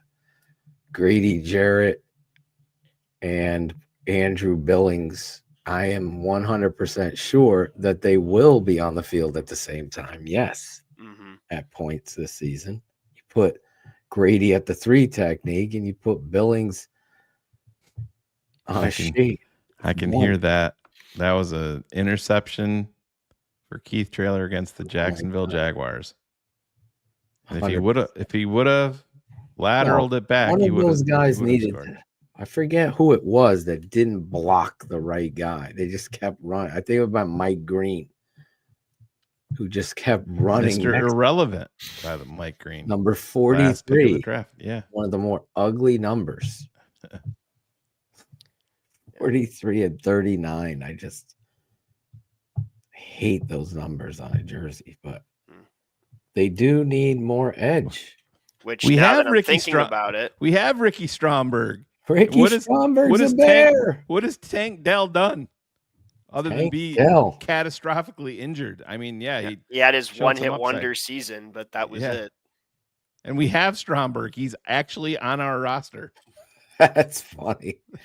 Dog Pound must be a Cleveland Browns fan. That's interesting with the edge situation because maybe that's how Dom Rob makes the roster because we don't have edge depth. Well, and I think that's what you're looking at too. And let's be honest. I mean, depending on how these guys fall off, in waiver wires and stuff like that, the Bears roster should not be settled. And this is where I know you guys running back and edge rusher always hear there's a guy me that drops. Go back to Howie Roseman. You're the Super Bowl fucking champs, and he is churning the roster all the time. And I dig that. You have to. I mean, you're going out. You have AJ Brown. You have Devontae Smith. You have a bunch of weapons, and we're gonna go out and we're gonna trade for John Mechie. They made a trade for a corner the other day, and this is what I want to see from Ryan Poles. Just always trying to churn and making the bottom of the roster come up. Take some fucking chances on some guys like that. Hardy would be a potential edge guy. But they've been playing him at linebacker. He did get reps on the edge this past week too.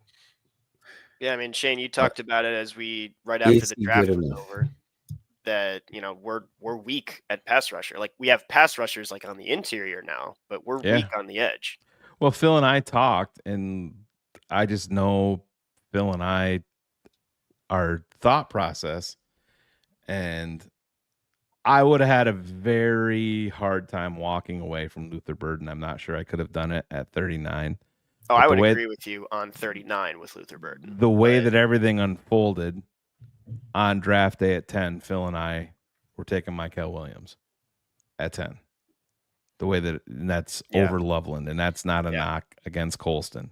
And people now, because of he's going viral on TikTok with all the single women trying to beat down his door and all of that. But I know Phil and I, we probably would have doubled right back and taken the pass rusher from Marshall. Oh, it was Mike Green. Potentially. Right? That would have been a guy that was in play at 39 along with Burden. And then Ursery would have been one of those, would have been one of the other ones. I would have taken Ursery at 39.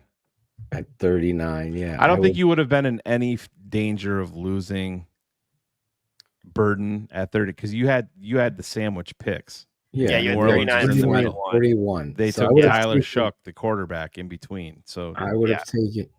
Yeah. But you would have been picking between if you were definitely taking Ursery, you would have been picking between Mike Green and Luther Burden.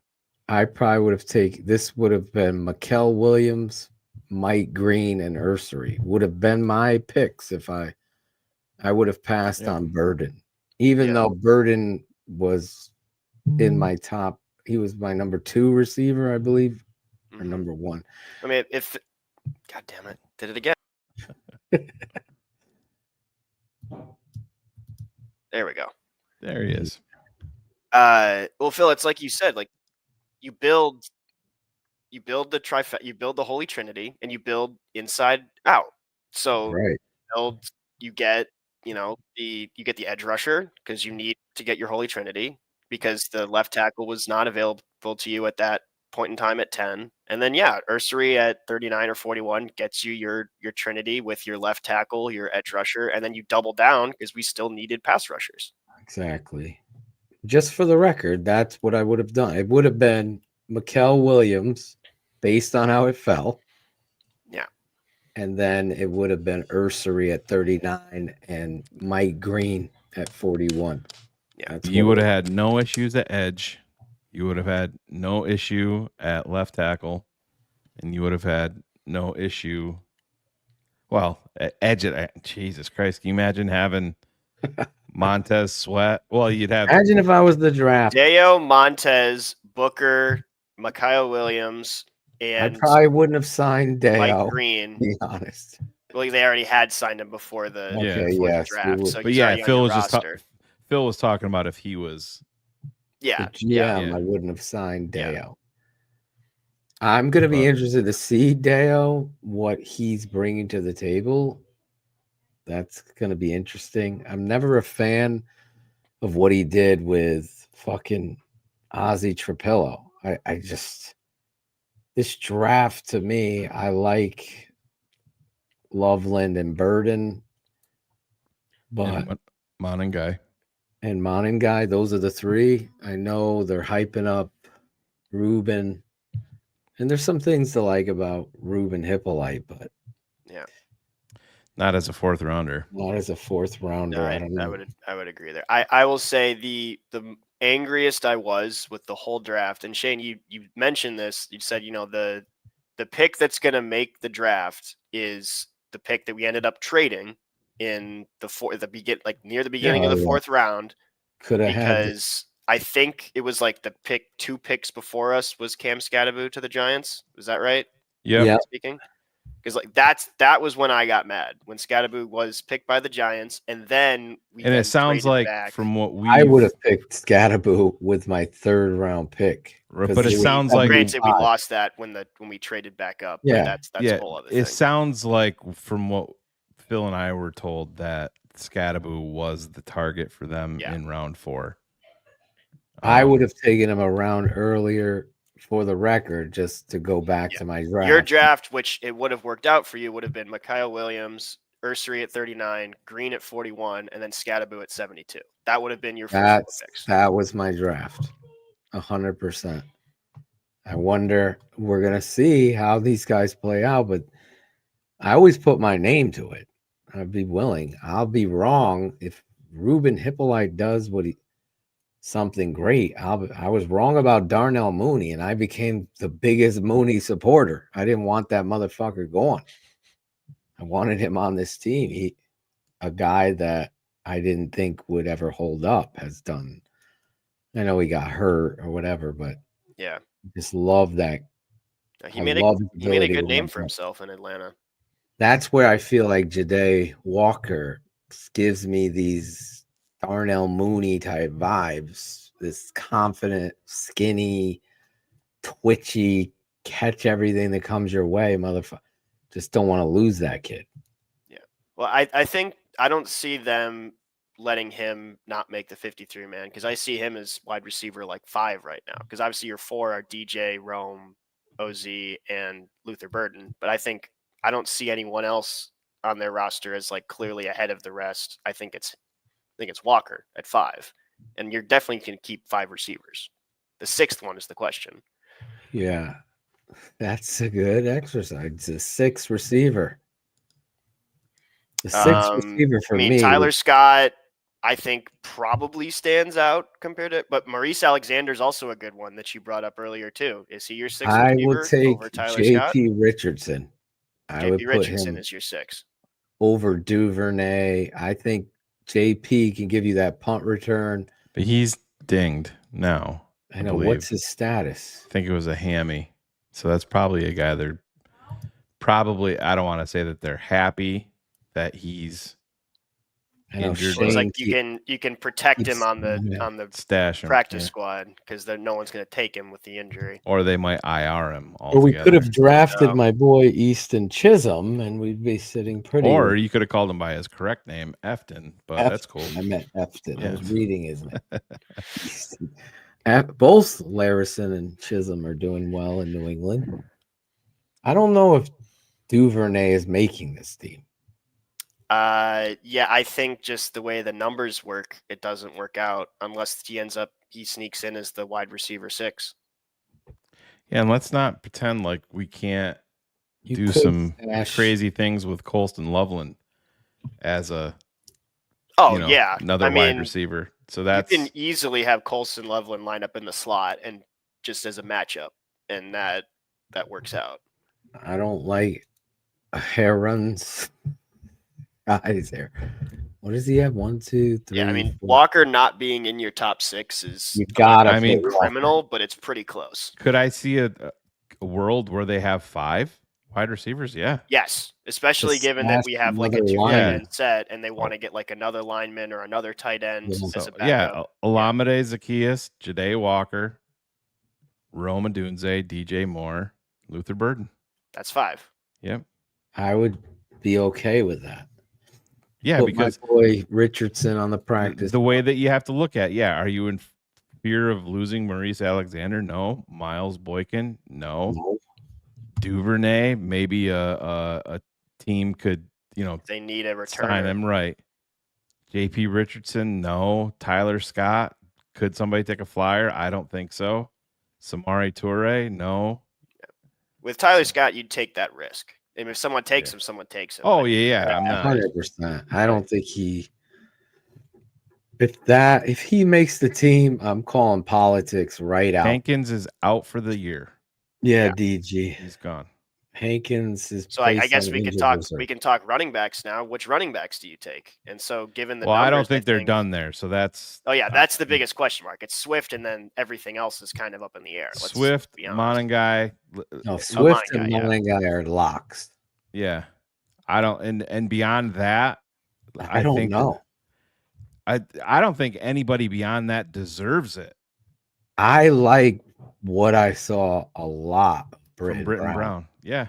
Britton Brown. I think if you force me to take a third one at this point, from what I've seen, it would be Britton Brown, which is another thing. Like I've just been I was a big Roshan Johnson fan, but like I have not seen anything from him this offseason. But I'm with Ryan. Ryan Cox mentioned it earlier. I think they're keeping Travis Homer for the special teams, and that's your fourth running back. Yeah, so who's I'm taking the bet. I'm going out and saying Travis Homer won't make the team. There you go. I mean, I'm not going to be sad if he doesn't make the team because what was said earlier. I don't see like the clear value, but I also would understand if they keep him as well. That's kind of where I'm at this point. Yeah, I'll be disappointed if he makes the team. I don't see anything. I don't see the special teams.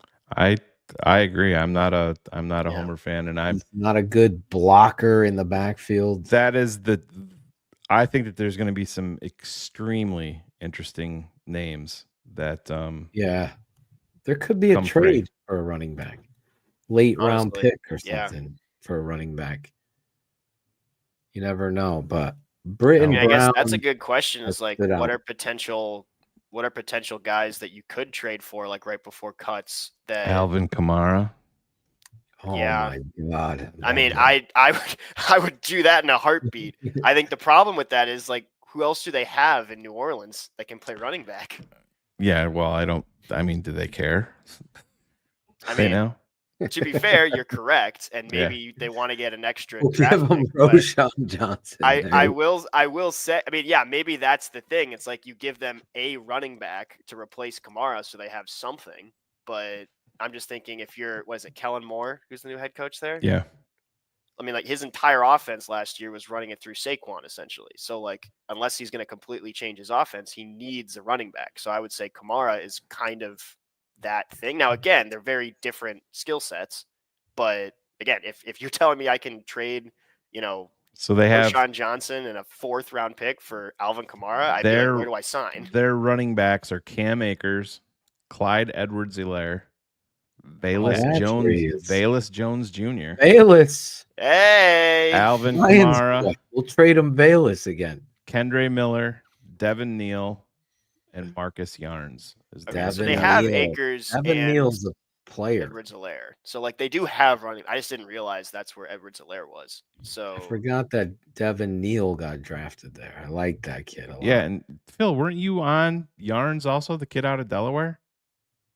The speedster? Yeah, I thought he was good. Thought he was a sleeper type of guy, but I wasn't as big on him as I was Devin Neal. I really like Devin Neal. Yeah.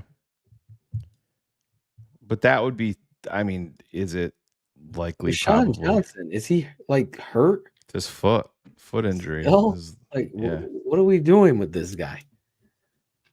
Yeah, I don't see him.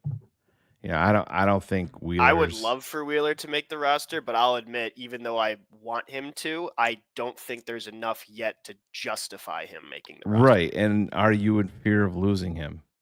I No. don't think so. And if you're playing that round, then yeah, it doesn't. And make his sense pat to put and him his on the pat roster.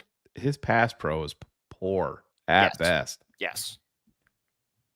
Moningai is making the team and Lock. Swift. Moningai Those two guys and are Swift locks. are the only 2 that are locks, and there's 2 more Ryan spots. Cox and his Travis Homer shit. We're gonna have to put a fucking hit out for Ryan Cox for that shit.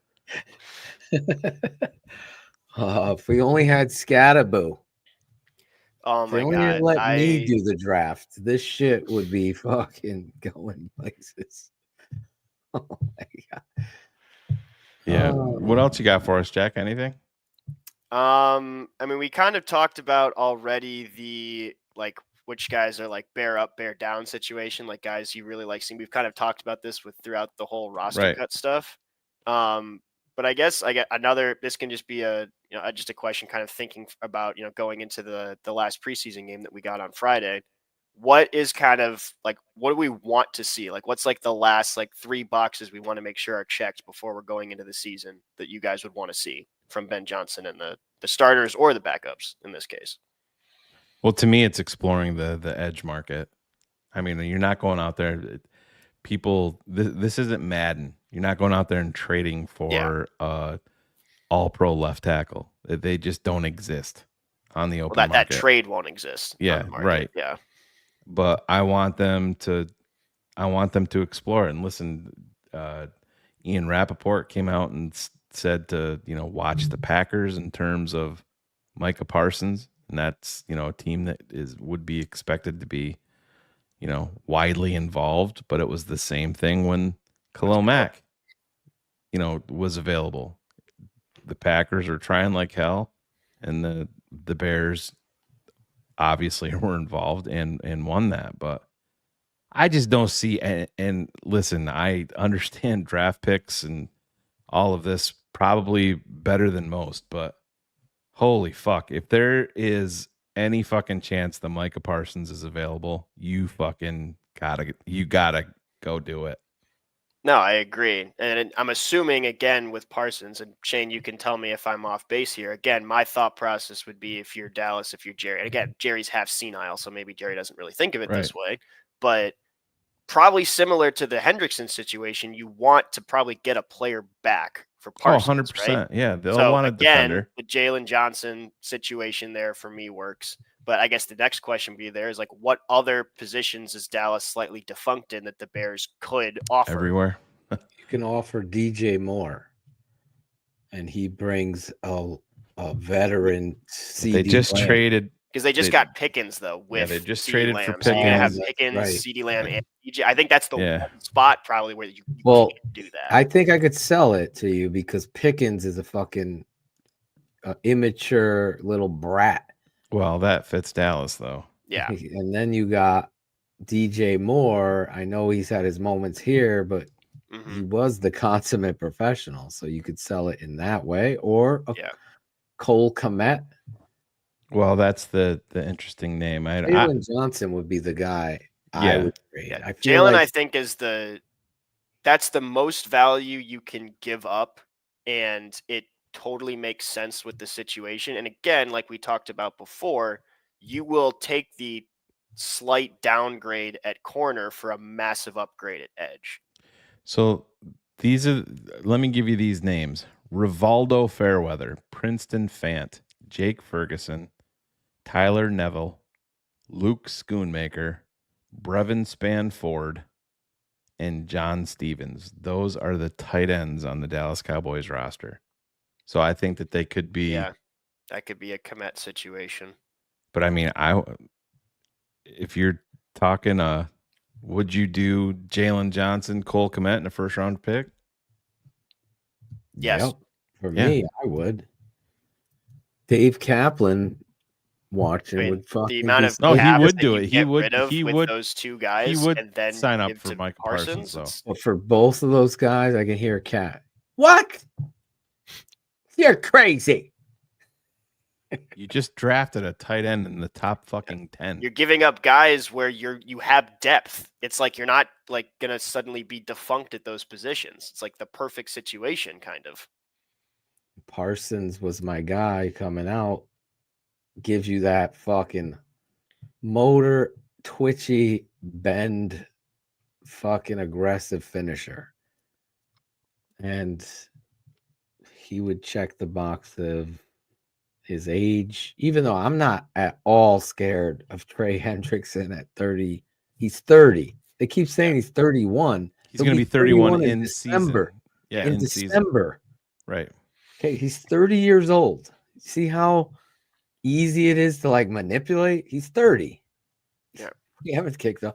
He'll be 31 at 3/4 of the season 12. finish. Yes. Let's stop. Pass rushers age well that are elite like this. Oh, yeah. Crafty Well, and pass rusher. And don't forget, Hendrickson was drafted by New Orleans when who was there? Allen was there. Dennis Allen. And there's been talk that Poles has been like, he hasn't come out and said it directly, but he has given hints that he's looking at the edge market because I think he recognizes what we can't be a complete fucking moron and not look at it. I mean, I'll tell you that. It's pretty easy when you look at it that, it's a glaring fucking need. Yeah. How close was Mac to signing with the Bears? I think we got Khalil Mack like after the last preseason week. Am I crazy? No. He's talking about this year. It was free agency because he was connected to the Bears. Yeah, right. But he never hit free agency, so probably not that close. Okay. Yeah. I would have been happy with that, by the way, just for the record. Yeah, it was that trade went down like September 1st or September 2nd. Broke the sack record, 32 years Broke old. it at 32 years old. Yeah. Thank you. That just goes to show you. And then he went all to shit. And he ended up almost breaking his neck in a car accident. Well, that was because he was all fucked up. And I loved Robert Quinn. Yeah. We have that great drop of him. Tape never lies. Yeah. Acevedo got that one. Was it Bratcher or Acevedo who got it? Might have been Bratcher. I think it was Bratcher. Gotta give credit. Our guy, Miss Allen. Fuck you, Bullets. Bullets didn't do shit. He's more worried about Greg shaking his hand than getting fucking video. Him and Ivan, they go to these fucking training camps. They get no video for us. Well, I mean, they're throwing people out now for taking videos. I want to see Ivan get thrown out. Tell him, Yeah. George, you know what, George? Fuck you. Talk about George Tronsu there. not McCaskey. For Ivan. Well, is that all you got for us, Jack? I guess I can end it on this one. Again, we all have our aspirations for what the season will look like, but in terms of win-loss, whatever, what do you guys are putting out in terms of measuring success for the Bears this year? I'm just a fan. I'm not a football evaluator. Mine would be I want to see competency in terms of, the direction that the offense is going. And I know that sounds just kind of crazy. That's where I'm at. I want to see a competent offense that I don't look at Sunday and night consistent, football with different teams. And I'm like, I want the Bears to be in November, in December, I want the NFL to be on fucking notice that, holy shit, the Bears found a fucking head coach. They have their quarterback and nobody wants to fucking play him. That's what do I need them? Do I want them to go out and win, double digit games? Of course I do. It's going to be tough. Do they have the ability to? Absolutely. But I am still in wait and see mode, and I have to see it. I have to see it on a consistent basis. I just want the trajectory to be going up. And as of right now, man, I love what I'm seeing from Dennis Allen, and I'm loving what I'm seeing from Ben Johnson. And it goes beyond them. Al Harris and Al Harris Doyle and Declan Doyle and calling the second half. I'm like, what was the second to last play where we had the two safeties blitzing when we're up, 38 Antoine points Randall or L. something? Yeah, is another one. I mean, how do you watch Antoine Randall L. pregame and not get excited and just know that he's that's the assistant head coach of the Chicago Bears, and a guy that's the Bears they haven't been there at all in terms of having the guys that have bought in at different levels and different position groups that are going to get these guys, excited to play for and motivated on a day in and day out basis. And I think they have that. And I got to give Bieniemy a ton of credit. I think he's had an impact, and you see what he's done with a guy like Britton Brown is bounced around, him going out short notice, going in there, and like Phil and I were texting live, like, holy shit, he's showing you something. Yeah. But that's what accountability does. Hungry for a job. Yeah. I don't give a fuck that he smokes weed. They all smoke weed.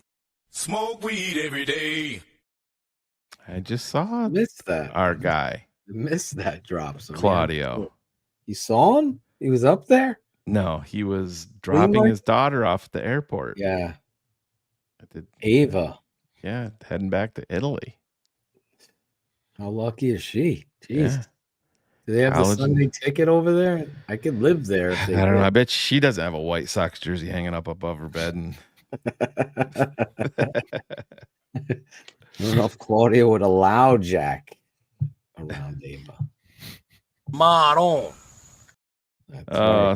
So are you from Chicago, Jack? Yeah, I grew up in the northern suburbs, which again, people raise the eyebrows. Then how are you a White Sox fan? But my family is split. My dad is one of 10 kids. Him and his two brothers are White Sox fans, and all of his sisters are Cubs fans. So are they all Bears fans? For the most part, everyone's Bears fans. There's a couple Packers fans in there, so it's oh my god, it's hard at times. You must have been at the top of your fucking class.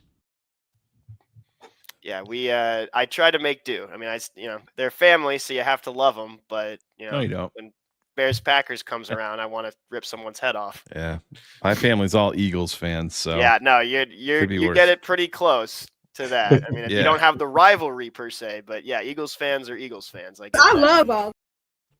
Tell them, Sheree. Eagles Bears this year, Shane. Oh yeah, just my I would love it's in Philly too. Love Loveland.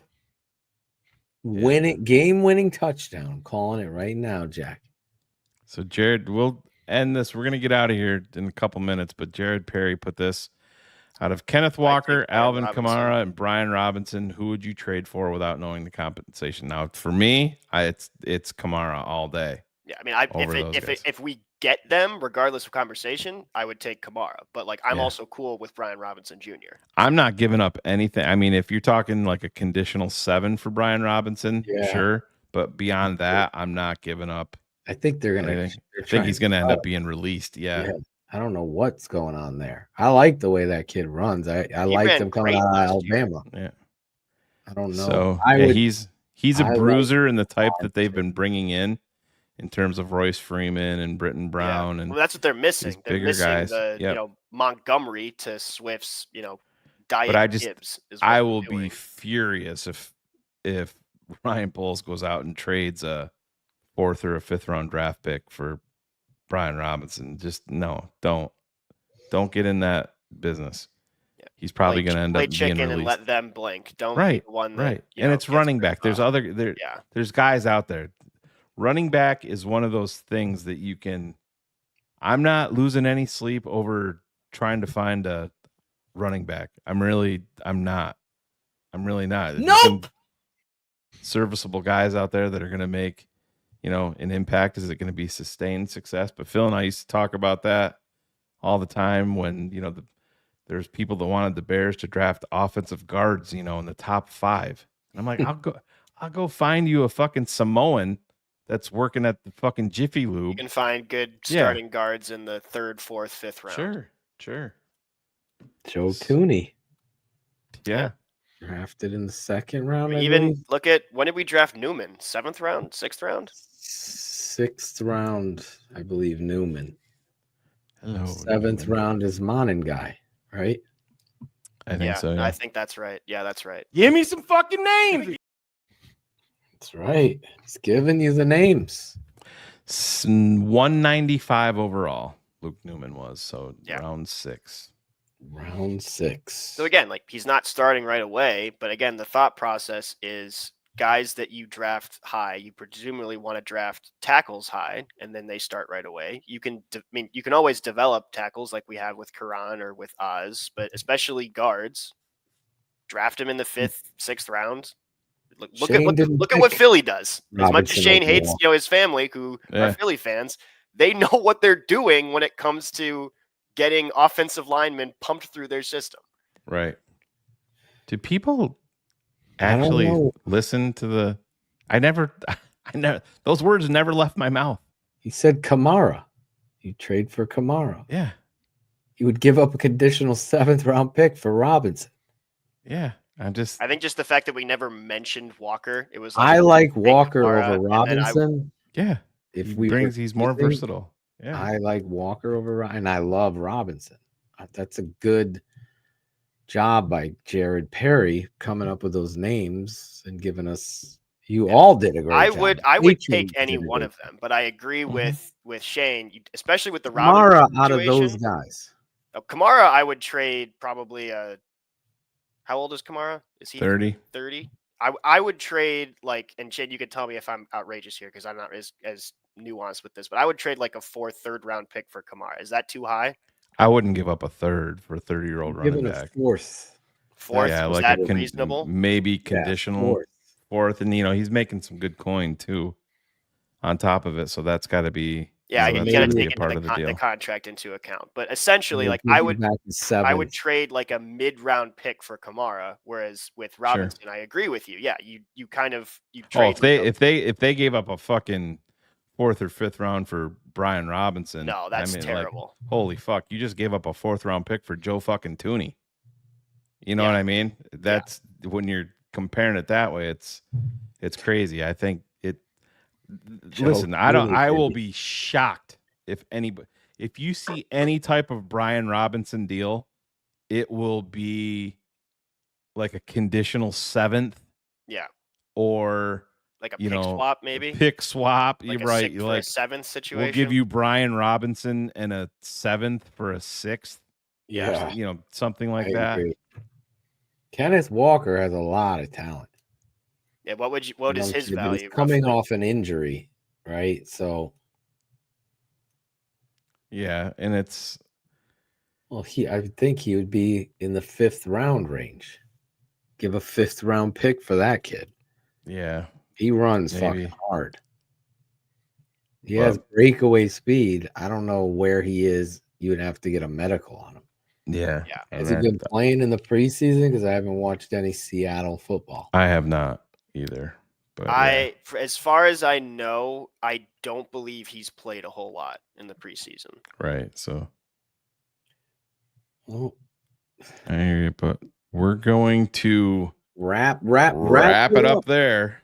I know we've been getting out of here earlier on Keeping It 100, but we're gonna be in season. You're gonna see more of that. You're gonna see more of that as the games get a little bit closer. We'll probably end up keeping this more so to a 2-hour show. But Phil, I don't know if you have you settled on an official time tomorrow for what you're doing? I just got to give myself time to get out of the practice field. So you're starting at 9:30. So I'm So Cars Keys will be live tomorrow night at 9:30 p.m. And the plan is tentatively for Phil to start by 8 or 8:15. Or probably 8:30. Or 8:30. I just got to give myself time to get off. For TTNL Network patrons. So if you want to sign up for that, scan the code right there. Go to thetapeneverlies.com, sign up. Phil will give you a full comprehensive breakdown of preseason game number 2 that had the starters in it and talk about it. And then he will have that wrapped up by 9:30. Some under the radar gems that we talked about tonight and why they should keep some and not others, and obviously focus on a young franchise quarterback named Caleb. That should be fun tomorrow night, 8:15 or 8:30. Yeah. On TTNL Patron, thetapeneverlies.com. Sign up, become a patron. Join Best the financial other. decision you'll ever make. There you go. I appreciate it. And then Friday night, the Bears are back versus Kansas City. And we will might have to do a watch party, bro. I think that's probably the best way. We're not way up late. Bill's trying to fucking kill me over here. Yeah, I didn't want to go. I didn't realize it was Friday night for some reason. Yep. It is. So maybe we just watch party that one. Yep. So if we live for everybody. Yeah, we'll open it up. EHL live party. Yeah. And end it right at the game. I don't need to hear what coach has to say. So because the game starts at 8:20 East. Oh my God. So yeah, we'd be starting we'd be starting BHL after midnight. Especially given the rate, that the last game went. Jesus, that went forever. Oh my God. Yeah. Yeah. Phil and I go forever. Phil and I talked about that too. But yeah, we did. Anyways, with that being said, as we get here a little bit closer to the regular season, we're going to be bringing back some of our segments. We're still going to be doing this patron segment. It's not going to be as long as what we've been doing here the past few weeks. It'll be more, a tighter version of it. I'll have a couple questions. We'll get into it. We're going to bring back tweets of the week, bear up, bear down. And we got to get our guy. We got to reach out to our guy Maley, so we can do our over unders for the season. Creepers, creepers. Where is he? He's no. We're very economical, my family. Not the right. Where is Jeepers Creepers? Jeepers Creepers. There he is. There it is. What would Angelo do? A new segment. What would he do? Angelo, since you're the guest, this is the shout out segment. You got anybody you'd like to shout out tonight? I like to give a shout out to all the people that coached me in Lambert Hall. Scott McQueenie, Scott Medeiros, Coach.